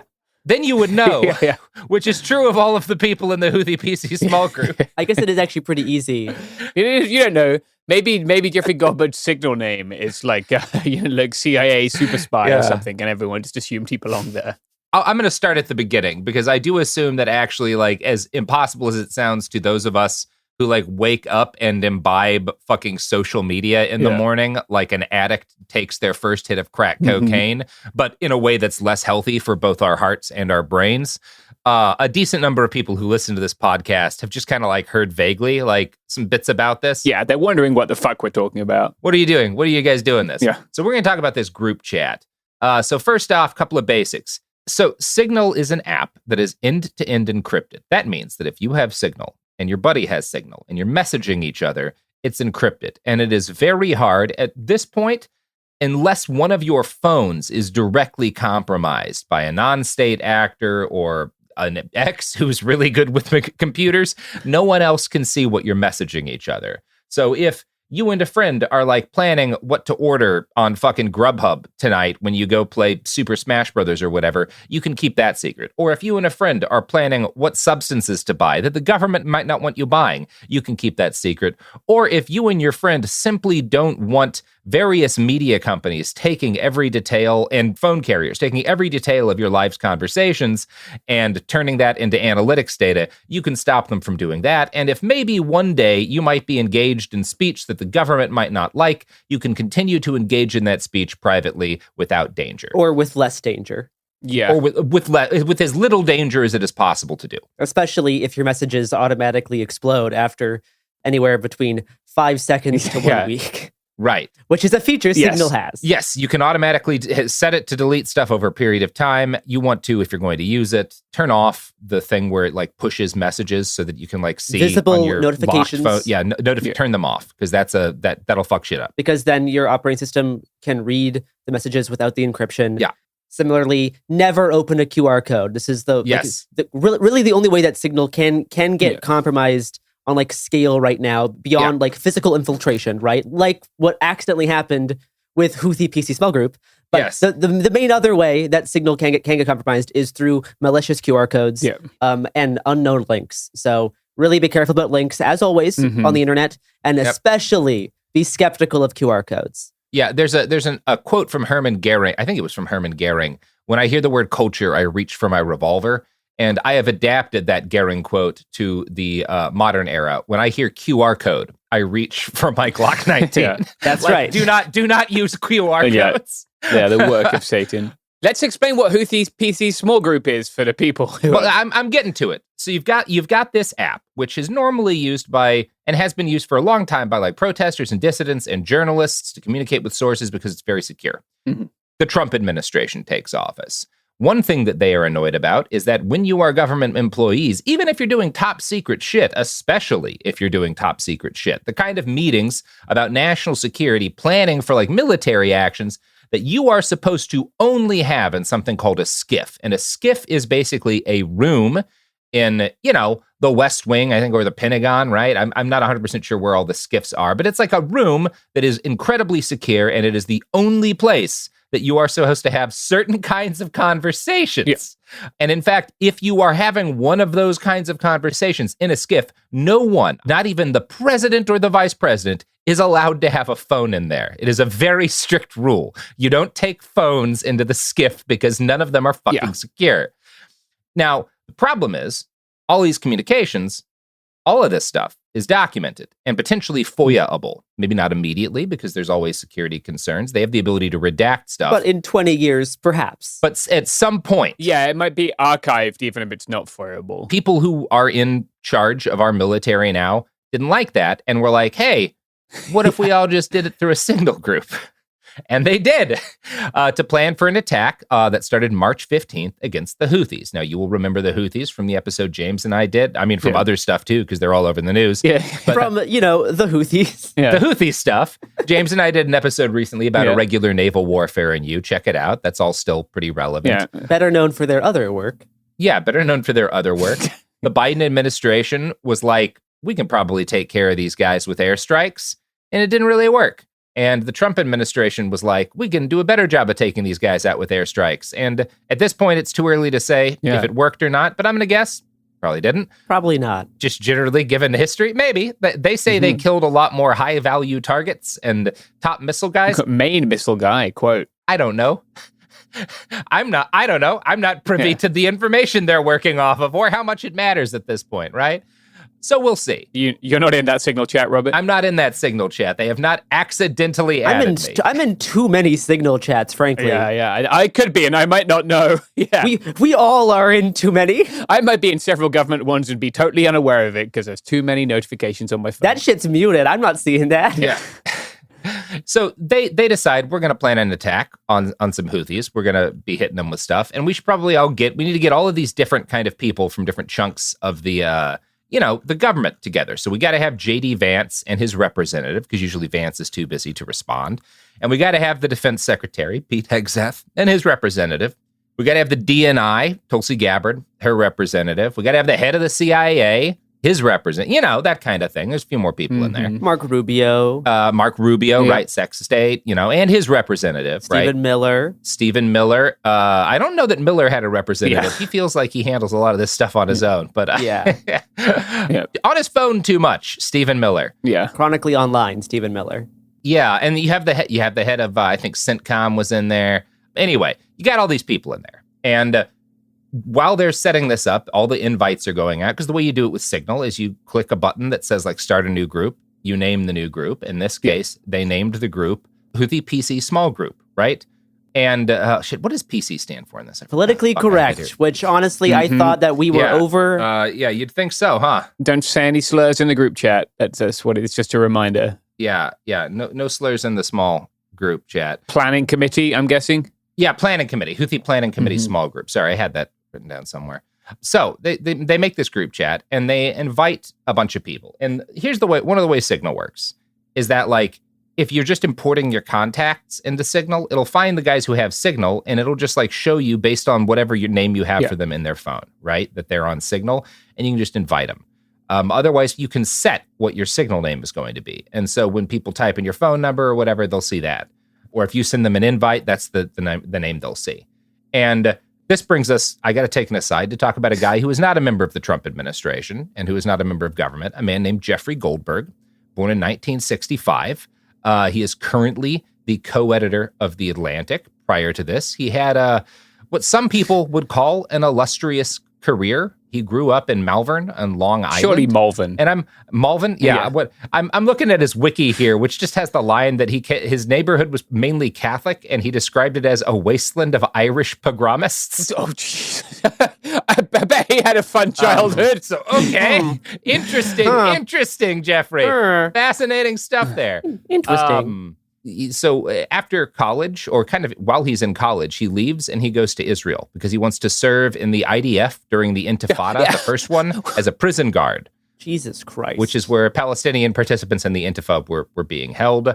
And yeah, he had like an interesting conversation with this PLO leader who was also like a math teacher who I guess they were able to like discuss their Zionism or whatever in some way that he found useful. Anyway, weird guy, I bring this up to be like, not a left-wing radical. Like not one of quote unquote our guys, right? Not one of our guys.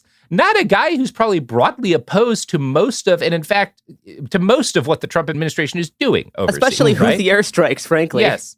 Now, he has pissed off, it's fair to say, he has really pissed off Trump a number of times, right? Because he wrote some articles. He wrote that 2020 article in The Atlantic about when Trump got caught saying that Americans who died in wars are losers and suckers. Yes. Which is, based on sourcing that he had. So he's also attracted their ire, but he's, again, generally, I would say, like, more on the bootlickery side of things. Like, he's just kind of like a NatSec cheerleader. Right? That would be a fair way to describe Jeffrey. Totally. I don't know that he would entirely disagree with that description of himself, you know? Yeah, like a neo-lib guy.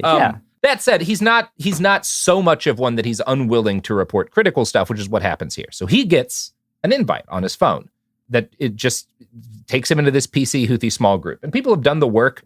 There's another guy in the Trump administration whose initials are JC. John Greenbrier, I believe. Yeah, I think it was John Greenbrier. And the person who, because there was some debate initially about like who invited him, because after this came out, there were allegations that he snuck his way in or whatever. We now know, based on the evidence, that he was inadvertently invited by National Security Advisor Michael Waltz, right? Yeah, as evidenced by the Signal screenshots. Yes. There's lots of screenshots. Jeffrey did his, the job of documenting. Eventually, right? Yes. Well, he documented it right away. Yes. So now here's the thing.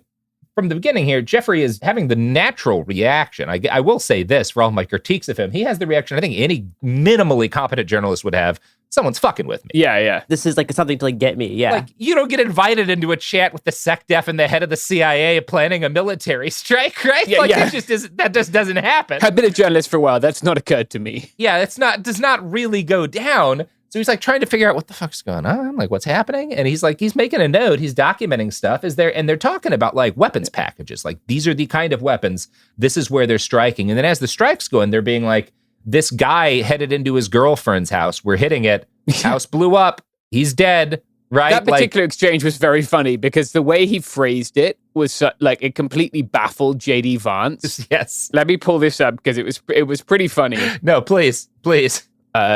Michael Waltz, VP, full stop. Building collapsed, full stop. Had multiple positive ID, full stop. Pete, Carilla, the IC, amazing job. JD Vance replies, what?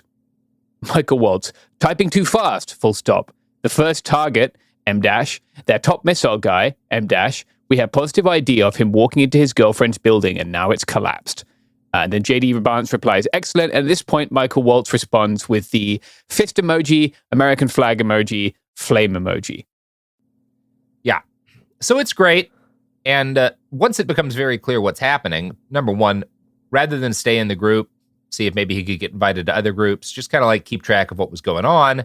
Again, being a guy who's like primary concern, and I really do think Goldberg's primary concern here was the security of U.S. soldiers, like the national security of the United States. Yeah. As opposed to like, is any of this legal? Are they like what? Like his is just like these people are not being secure. Like with, I mean, like this could, if the wrong person got invited into a group like this, it could potentially endanger the lives of airmen and stuff. That's not my primary concern with all this, right? But that is his, you know. Yeah. And so he hops out of the group. He leaves. And he puts out this article and he redacts most, other than what's happened, which is a story in and of itself. He like goes out of his way. Like there's people who are like in intelligence that are in this, that he has their names. And he's like, I am not naming them because they're serving intelligence officers. And that's a no-no. He doesn't like specifically give up, other than that this is happening, anything that's like particularly dangerous, right? But this is the kind of thing, as soon as it comes out, obviously it's a furor, and it's unlike most of the time when everybody gets like pissed. It seems that like it might have some legs because it's just such a what the fuck moment, right? And it's so contrary to like so much of the messaging coming from the Trump administration regarding, you know, like digital security, Hillary's emails, prosecuting individual soldiers for any like losing a night vision goggle, right? This is kind of the classic one. Leaking information, how this administration is gonna crack down on all information leaks, you know, that sort of stuff. At one point, Excess says we are clear for OPSEC, which I thought was pretty funny. The funniest message in this Signal group is that we're all good on OPSEC. Yeah. That he says in a group chat with a journalist. Yeah. It's super funny. Yeah. Everything that's happening here is very funny. I basically want to move on to like what's going to happen next, which is they are going to try to nuke Jeffrey Goldberg. Like they're going to try to send him to a prison, if not a literal like El Salvadorian work camp. Right? Like that is going to be their next goal here. Yeah, he embarrassed these people like to an extent that it's, I mean, anyone in uniform would have been court-martialed for this kind of security fuck-up. Oh, yeah. Yeah. I mean, in times of war in the past, if like the version of this had happened in World War II, they would have just executed whatever soldier did this. Like, yeah, you don't have to be a spy if you're incompetent enough to just bumble into this shit. It's the same result. I did want to address really quickly, like, a couple of things. One, I saw this USA Today article that was like, oh, it's so relatable that they made this mistake of adding someone to the group chat. That was not the mistake. The mistake was coordinating things that should be classified, things that should be quote unquote high side on personal devices using Signal, as opposed to a State Department or government issued device, which doesn't have your personal contacts, to avoid all this, like a device which is not hackable, a device which has not been exposed to QR codes, for example. Yeah, to make sure that in your contacts, there's not two guys named JG. Yeah. So you might add the wrong JG to your Yemen bombing chat. Yeah. Haven't we all added the wrong person to a group chat? And it's like, I mean, but I've never like bombed Yemen. Yeah. Not for bombing Yemen. Like, yeah. It's not the same thing. It's not the same thing as a birthday party. Yeah, like I have two friends named John, and I added the wrong one to a group about like planning a mutual friend's birthday party. But like, again, minimal damage. Yeah. No service people's lives are put at risk. I did also want to point out this. At one point, Waltz says, or Michael Waltz, who's a national security advisor. Not the other one. No, that would have been pretty funny. They'd added him as well. If he was just in there, they're like, hey, seems cool. Put him in the group. Fuck it. One dude likes to shoot pheasants, apparently. Seems nice. He seems to be friends with JD Vance. Wouldn't be surprising. So, one of the things Waltz says, which is bizarre, is that like European navies are incapable of defeating Houthi weapon systems, which just isn't true. Like, there was a coalition of 20 different states running operations in the Red Sea last year. And against, like, France has a navy. Like, they've got nuclear submarines. They could end the world. Just to cite one example, HMS Diamond, which is a British ship, shot down a Houthi missile last year. The UK also airstruck Houthi targets last year. Yeah. Like, I've watched the UK carry out airstrikes. I feel like they're very capable. Look, what the Houthis have is Iranian 358s, to just get really nerdy for a second, right? Yeah. Which are not really a threat to modern fighter aircraft. It's like a loitering munition, maybe a drone. Yeah, but no, like aircraft, not a manned or personed aircraft. The primary point of like how the Houthis are conducting their strikes is not we're going to knock all of these ships out of the sea.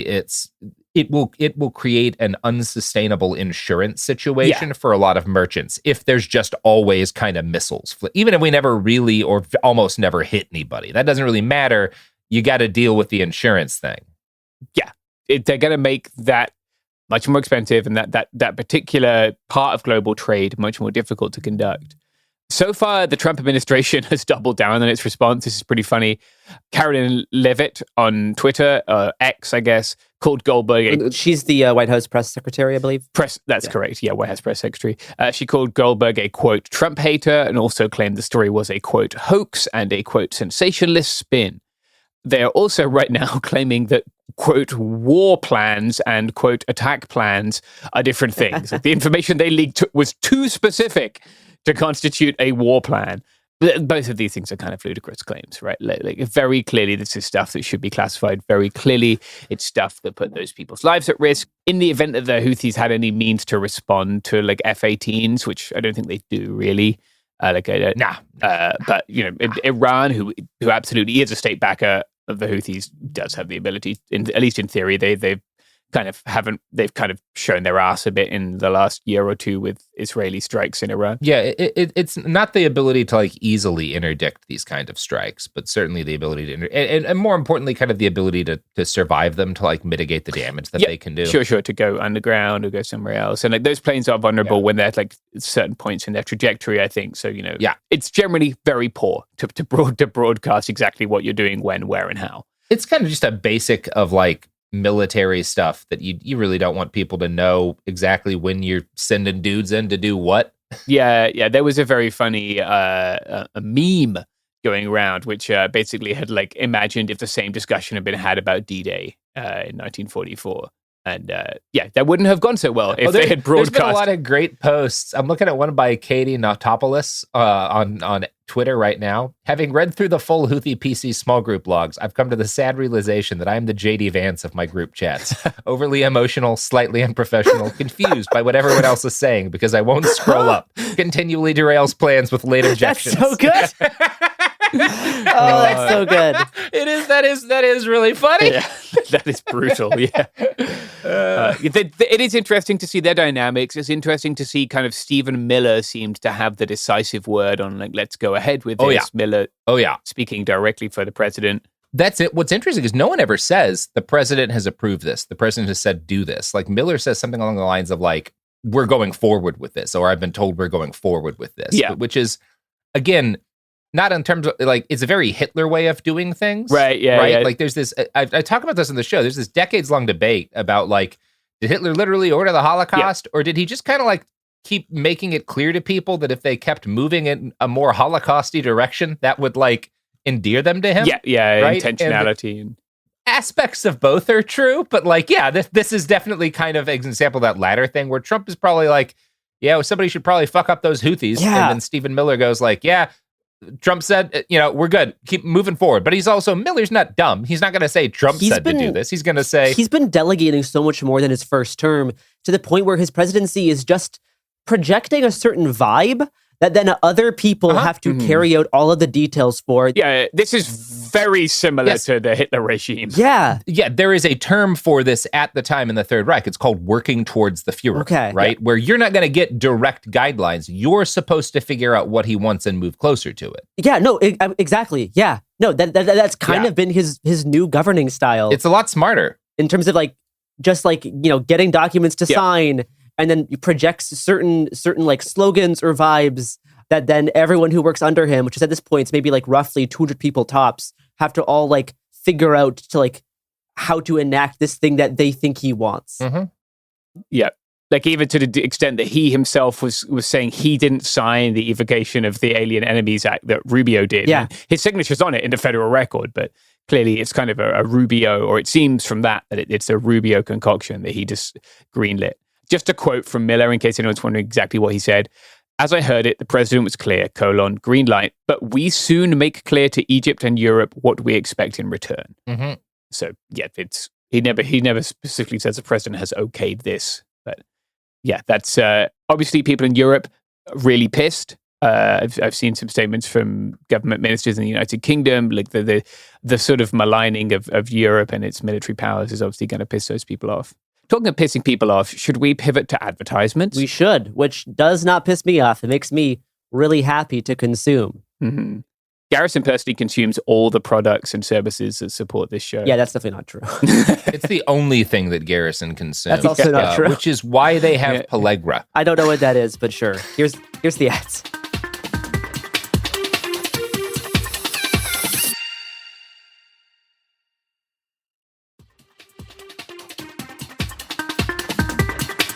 All right, we are so bad. Mm-hmm. Yeah, what's rending my additions? James. Yeah, okay. I'll just start. Very amusingly / probably concerningly for him, Judge Boasberg, the same person who issued a tentative restraining order against the Trump administration for the rendition of people to Venezuela, has also been assigned the Signal lawsuit, American Oversight versus Hegseth. So that guy, the one who Trump already called for his impeachment, right, it has another crucial case in front of him. What the Trump administration has done in the court case pertaining to the rendition of people to El Salvador is invoke the state secrets privilege in court. Very ironic, very, very ironic. They're talking about state secrets now, having just added Jeff Goldberg to the group chat. But that's what they have done. You can go back last week to understand sort of a bit more about where that's coming from. If you didn't listen to last week's. Yeah, we did a whole episode on it last week. Yeah. So. It's also continuing to claim that it didn't quote unquote remove migrants after the tentative restraining order was issued because they'd already been removed. The removal happened when they were loaded onto the plane, is its argument. Concurrently with this, there's a panel hearing. So that's a panel of 3 judges, right? Which the government is appealing the tentative restraining order. During this hearing, Circuit Court Judge Patricia Millett said, quote, the Nazis received better treatment under the Alien Enemies Act than these Venezuelan migrants, which is true. The Nazis had hearings in the 1930s. They didn't just get loaded onto a plane and sent to a work camp. Not a great reflection on where we're at. The Trump administration is trying to challenge the jurisdiction of Boasberg, saying that he should have filed the same claim in Texas. Meanwhile, Venezuelan government attorneys are filing a legal claim in El Salvador to liberate their citizens from Secot. It's worth noting, of course, that these people, some of them have been tortured by the Venezuelan government, right? And chose to flee at no small risk to their lives. Like, if people haven't listened to some of our older stuff, like I've been to the Darien Gap, which is the way that the vast majority of Venezuelan migrants come. You could listen to my episodes about that if you want to know more about why people are leaving Venezuela. We have a little more information on some of the people detained. One of them is a makeup artist who's a gay man who was beaten by guards as a U.S. photojournalist. Watch. Another one, the Miami Herald is reporting, had been granted legal refugee status. So it seems that they sort of randomly grabbed tattooed Venezuelans. Some of these people have been through background checks already, right? At which they will have disclosed their tattoos. That's one of the things that they'll be asked about. And they would have disclosed those. So whether they control F'd it or how they came across these people is still a little bit unclear. A couple of other things regarding to immigration enforcement this week that have come across my radar, but probably don't merit a whole episode. It's been reported that the IRS is close to an agreement to hand over the tax records of undocumented people. It has claimed for decades that it won't do this, and this is why most undocumented people pay taxes, right? Yeah, which is something that the conservatives just don't believe. Yes. They're like, all these undocumented immigrants aren't paying taxes like the rest of us. I'm like, no, actually they are. Yeah, what they're not doing is receiving benefits from those taxes. Yeah, and yes.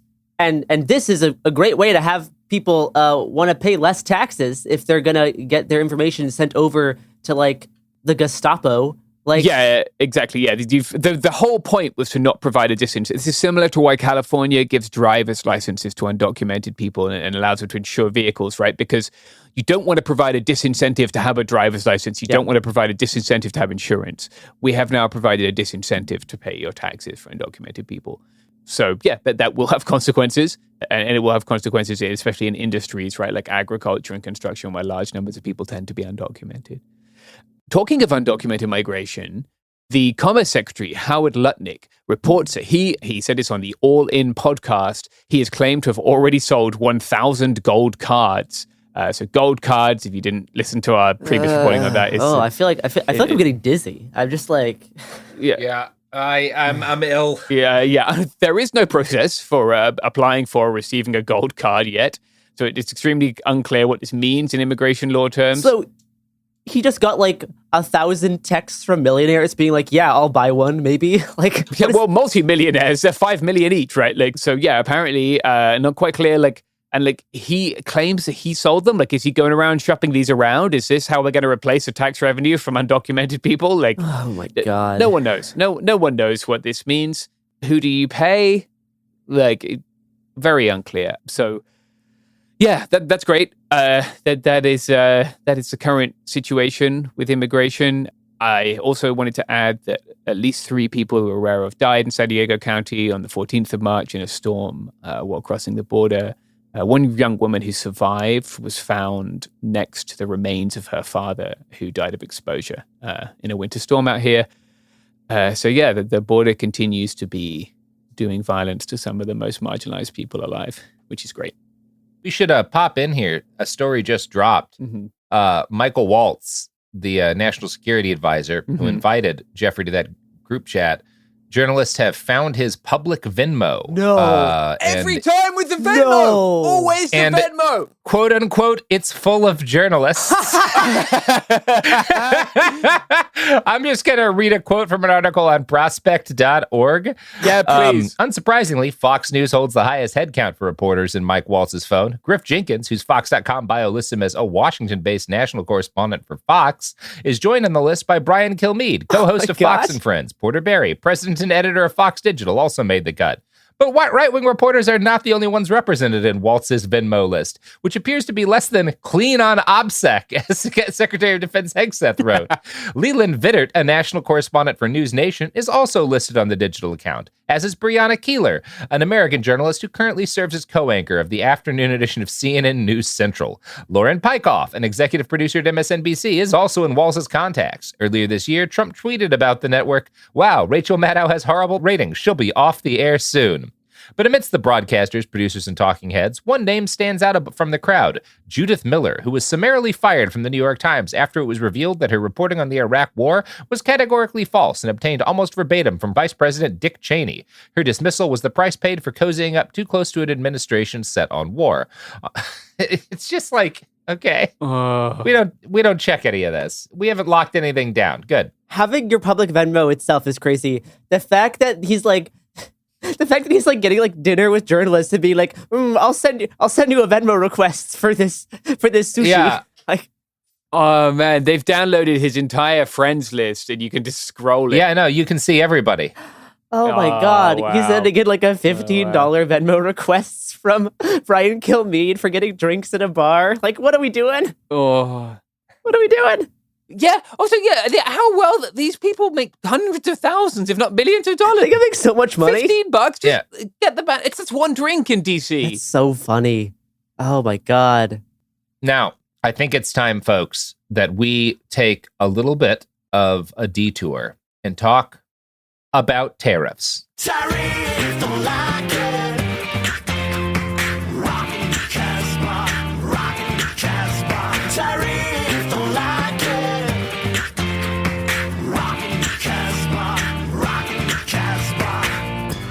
Oh my God, I love playing that song. We don't actually have anything to say about tariffs. Mia's not here. I will note there's a graph going around about the potential cost of Guinness under Trump's tax plan, which is usually around $7 per pint in the U.S., and will now be $22 to $27 after Trump's new tariffs for imported alcohol. That reflects its true value because it's also a meal. Yes, absolutely. Anyway, we're done. That's all I have to say on tariffs. As long as the twisted tea pricing doesn't get affected, I'll be fine then. That's good. Good. Not going to comment. Now, in some more upsetting news, another student at Columbia has been forced into hiding as ICE targets her for deportation. Yoon-Sao Chung is a 21-year-old permanent resident who immigrated to the United States from Korea with her family when she was 7. On March 9th, she received a text message from Homeland Security Investigations reading, "Hi, Yoon-Sao. This is Audrey from the police. My job is to reach out to you and see if you have any questions about your recent arrest and the process going forward. When are you available for a phone call?" So this message was allegedly in reference to being arrested, among others, at a recent sit-in protest at Barnard College at Columbia. She was charged and then released with misdemeanor obstruction. So after receiving that sketchy text, right, something that you should never respond to, you should immediately send to your lawyer. Yeah. But after receiving this text, Chung got an email from Columbia Public Safety reading, quote, "The U.S. Attorney's Office for the Southern District of New York has asked us to inform you that Homeland Security investigation agents are seeking to make contact with you in connection with an administrative warrant for your arrest. Consistent with the university's practice, we wanted to share this information and their request with you. If you are represented by counsel, it may make sense for your lawyer to speak directly with DHS." Now, that same day, ICE agents showed up at the home of Chung's parents, and Chung's lawyer called, quote-unquote, Audrey from the police, who revealed she was actually an ICE agent, and stated that there was an administrative warrant for her arrest and that the State Department can revoke Miss Chung's residency status. We're going to talk more about what's happened with Miss Chung after this ad break.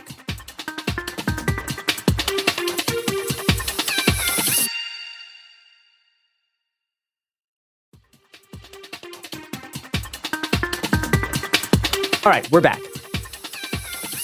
So when ICE failed to locate this Columbia University student, they started to enlist the help of federal prosecutors. I'm going to quote from the New York Times, who broke this story. Quote, "On March 10th, Perry Carbone, a high-ranking lawyer in the federal prosecutor's office, told Miss Ahmad, Miss Chung's attorney, that the Secretary of State, Mark Rubio, had revoked Miss Chung's visa. Miss Ahmad responded that Miss Chung was not in the country on a visa and was a permanent resident. According to the lawsuit, Miss Carbone responded that Mr. Rubio had, quote, revoked that as well, unquote." So this, similar to Mahmoud Khalid, demonstrates that they have no idea of the actual residency status of the people that they're going after. They are just going after non-citizens and may eventually start going after citizens too. They are just going after people that they assume have the least amount of protections, whether that's a green card holder, whether that's someone on a student visa or a work visa. They don't really know going in. They're just going after people. Yeah. Then on March 13th, ICE searched 2 residences on campus with warrants citing a statute for harboring non-citizens. The Trump administration is arguing that Chung's presence in the United States hinders the administration's foreign policy agenda. One 21-year-old student who was the valedictorian at her high school is hindering their foreign policy agenda for attending a sit-in protest. Her lawyers note that Chung was not by any means a movement leader. She was simply one of hundreds of students who joined in nationwide protests against Israel's actions in Gaza. Her lawyers write, quote, "Ms. Chung has not made any public statements to the press or otherwise assumed a high-profile role in these protests. She was, rather, one of a large group of college students raising, expressing, and discussing shared concerns," unquote. Chung herself had previously faced a university disciplinary process, which found that Chung was not in violation of any university policy. So in response to the actions of ICE and Homeland Security to try to locate and deport her, Chung went into hiding. Her whereabouts are still unknown as of time of recording, and her lawyers filed a lawsuit to prevent her deportation, claiming that ICE actions against Chung are illegal and unconstitutional. The lawsuit reads, quote, "Officials at the highest echelons of government are attempting to use immigration enforcement as a bludgeon to suppress speech that they dislike, including Ms. Chung's speech. ICE's shocking actions against Ms. Chung form part of a larger pattern of attempted U.S. government repression of constitutionally protected protest activity and other forms of speech," unquote.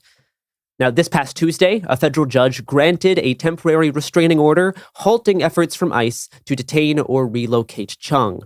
The judge said that there is, quote, nothing in the record indicating that Chung is a danger to the community or a, quote unquote, foreign policy risk, or that she is communicated with terrorist organizations.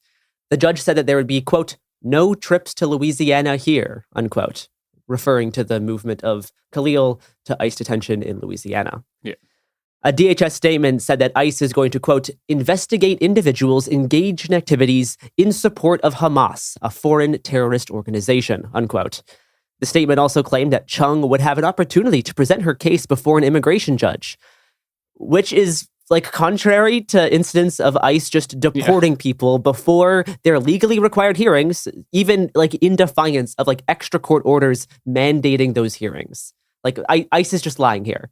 And I think it's worth pointing out like what types of people they are going after, right? Now, one type of person that ICE is going after is like non-citizens who were arrested at protests, regardless of what they actually did, right? This can be anything from standing in the street to doing a sit-in protest to just like being arrested on campus and removed by campus police or NYPD, right? Like just any arrest like on record that shows you at one of these protests. Yeah. The other, in the case of like Khalil, like he was never arrested. He was the subject of a mass doxing campaign by other students at Columbia, professors, and other, you know, quote unquote, anti-Semitism organizations, which target high profile activists to create like public pressure against them. And those same lists are now being used by the Trump administration to target students. Mm-hmm. Yeah. Betar had one, right? Or Betar, the like ultra-Zionist people who are going around like attempting to fucking present people with pages. I think they were one of the groups that had created like a quote-unquote deportation list. So we should just mention that a Tufts student, Rumeysa Ozturk, was essentially abducted on her way to university, right? There's video, which we'll link in the show notes here. But very, very frightening video of her just standing on the sidewalk as first one man approaches her in like a navy hoodie. Hood up, mask on his face. Approaches her, stops her, and then as soon as they start engaging in conversation, she gets surrounded by like 5 other people, all wearing like what I would describe as like a gray man block, essentially. Yeah. That they then like pull out badges and they like detain her. Uh-huh. And it's interesting, like as they approach, most of these people are unmasked. And then as soon as people realize what's happening, like people in the neighborhood realize what's happening, they all start pulling up like half-face masks, like gaiters. Yeah. Gators. Yeah. And they looked to me more than anything the way Proud Boys dressed a lot in like 2019, 2020. Yeah. Like it's extremely concerning. Like when you start seeing these people, masked people snatching people off the street, right? She asked if she can call the cops, and they say we are the police. It looks like her phone falls out of her hand at some point. They take her bag. We know this because it seems like somebody was filming from a building just above, and you can hear that people say, like, "Why are you covering that person say, why are you wearing masks? Why are you covering your faces?" Yeah, the guy filming is like doing about what he can. Given the fact that you have to assume he had no real idea what was happening initially, other than like something visibly fucked up. Like, I'm glad he said the things that he said, but yeah, she's a Turkish citizen who is in the States on a student visa in Boston, Massachusetts, or outside Boston, Massachusetts. Yeah, she's on an F1 visa. So just a few days before she was seized, her name was published by Canary Mission, right? Canary Mission is a Zionist group that has been doxing pro-Palestine or anti-genocide people for several years now. She had co-edited an op-ed in the Tufts Daily last year. That seems to be how they were able to identify her. But as Garrison said, right, like in terms of how they're picking their targets right now, it seems to be heavily tied to these vigilante Zionist far-right groups. I did see that a judge has already ruled that she shouldn't be removed from Massachusetts without further consultation with that judge. And we don't know if she has been or not already. But this is continuing to happen, right? We talked about it this last week. Yeah. I'm going to do a whole episode next week about this issue. She is in Louisiana. Sorry, update. She has already been moved to Louisiana. Yeah, so I'm just reading a Truth Out piece here. Officials initially did not specify where Ozturk had been taken. Kanabi, it's her lawyer, was unable to reach her. Later on Wednesday, Kanabi said in a motion that she was informed by a senator's office that the student was already transferred to Louisiana. It's like in a matter of hours, they worked to get her like outside of her like home state, where she probably has more legal protections. Yeah, it's not something that's super uncommon. I've seen them do this with what they called lateral transfers under Title 42, where they would move people. Under Title 42, they could immediately return people to Mexico, right? And what they would do is laterally transfer them along the border and return them to another location in Mexico, which obviously led to them being completely dislocated when they were dropped in Mexico. Something else that I want to note is the use of this harboring non-citizens warrant. Like one problem that ICE can run into often is that people can choose just to not answer the door. ICE usually likes to rely on people that have like already been arrested or already detained by like police, right? That makes it much easier for immigration officials to find people. Without that, locating people can be a little bit harder. With the use of this like harboring non-citizens warrant, that shows like they're trying to create this precedent for being able to actually like, break into more people's homes, even though, you know, she had a permanent resident status. This is just like in terms of the tactics being used, similar to like, you know, this all these like gray man block people approaching you on the street one by one. That's like a tactic to take note of. The use of this type of warrant is also something to take note of. We are already at the point where people are like going into hiding, right? This is like very, very like dystopian YA coded stuff where you're like, you are literally as a 21-year-old like junior being forced to go into hiding because federal agents are after you because you sat down. Yeah. You sat down in front of a building in protest of a genocide. You're not even a movement leader, and this type of thing shouldn't even happen to quote unquote movement leaders, right? Yeah, the very First Amendment protects your right to do that. Exactly. Right? Yeah. But like regardless of whether or not you're involved in like the planning, the organization, whether or not you're making statements to press, whether or not you're giving speeches, if you just attend these sorts of things, you are a target by what is like very obviously a modern version of like Gestapo like actions. Yeah. I think it's also quite revealing that she's somewhat successfully gone into hiding, right? Like it suggests that like, their intelligence operation is not so advanced that they're able to immediately find her. Well, no, because again, the resources to do stuff like trace somebody down by their shoes from like surveillance camera footage exists. We saw it used on those lawyers who lit a police vehicle on fire back in 2020. But like, there's not really much in the way of crimes going on here, and there also there's so many of these people. Like the idea that you would pull all of the footage that you would need to track every one of these, it's just not feasible. Yeah, and I think they'll just go after someone else, right, to get the headline. But I'll be following this one with interest because it's sort of an alternative outcome to the other ones that we've seen so far. So it'll just be revelatory to see how it goes. Yeah. So if you want to contact us about any of this, maybe if you're seeing things happening on your campus, if you have anything you'd like to share or things that you think we've missed, you can do so.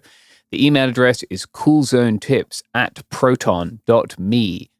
Proton Mail is an encrypted email service. It's only end-to-end encrypted, like Signal, if you send it from a Proton Mail address. Don't copy any Atlantic journalists on your email, and you should be good to go. Thank you to everyone who's been sending those messages. It does take time for us to go through all of them. Not all of them will have a response, but we are reading them. Thank you. I am still working on a piece on the Lavender Scare.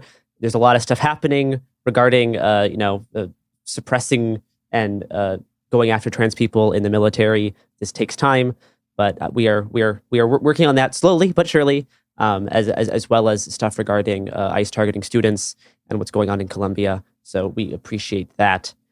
The last thing I want to talk about is this past Monday, the IDF killed 2 Palestinian journalists in Gaza in separate airstrikes. Mohammed Mansour, who worked for Palestine Today, was killed, quote, in his house in southern Gaza alongside his wife and his son without any prior warning, according to Al Jazeera. Later that day, the IDF killed a 23-year-old Palestinian journalist, Hassam Shabat, in a targeted airstrike while he was driving his car in northern Gaza.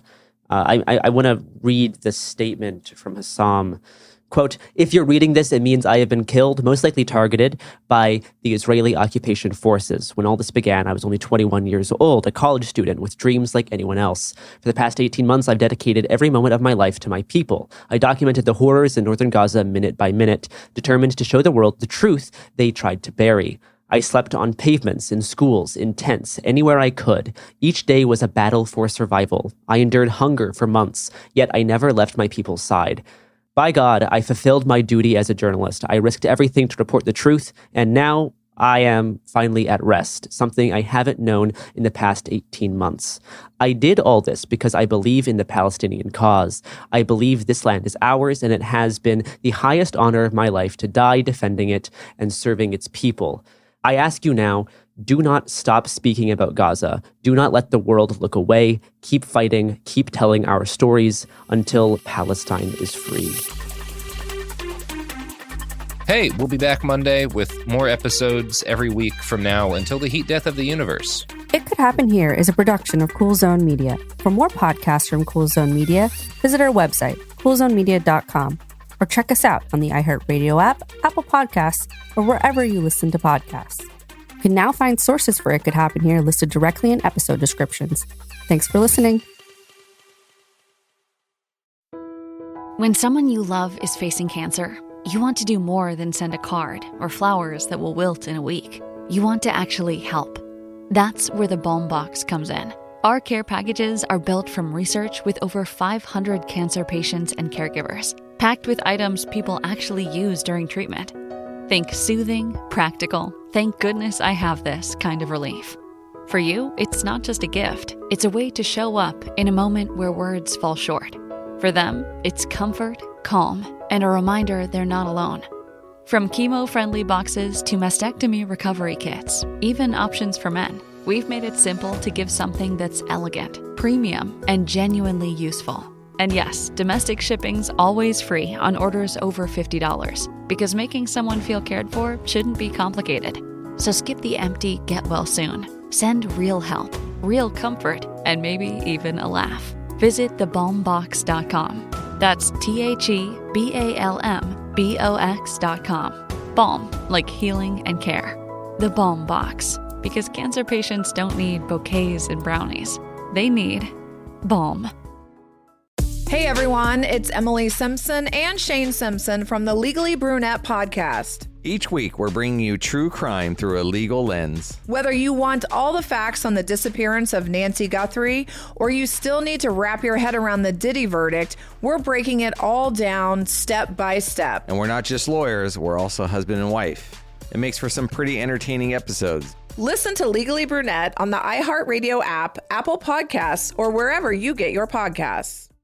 This is the biggest night in podcasting. The countdown is on to our 2026 iHeart Podcast Awards. Live from South by Southwest, March 16th, we'll honor the very best in podcasting from the past year and celebrate the most innovative talent and creators in the industry. It's truly a who's who of the podcasting world. Creativity, knowledge, and passion will all be on full display. And the winner of the iHeart Podcast Award is... See all the nominees now at iHeart.com/podcast awards. Audible is a proud sponsor of the Audible Audio Pioneer Award. Explore the best selection of audiobooks, podcasts, and originals all in one easy app. Audible. There's more to imagine when you listen. Sign up for a free trial at audible.com.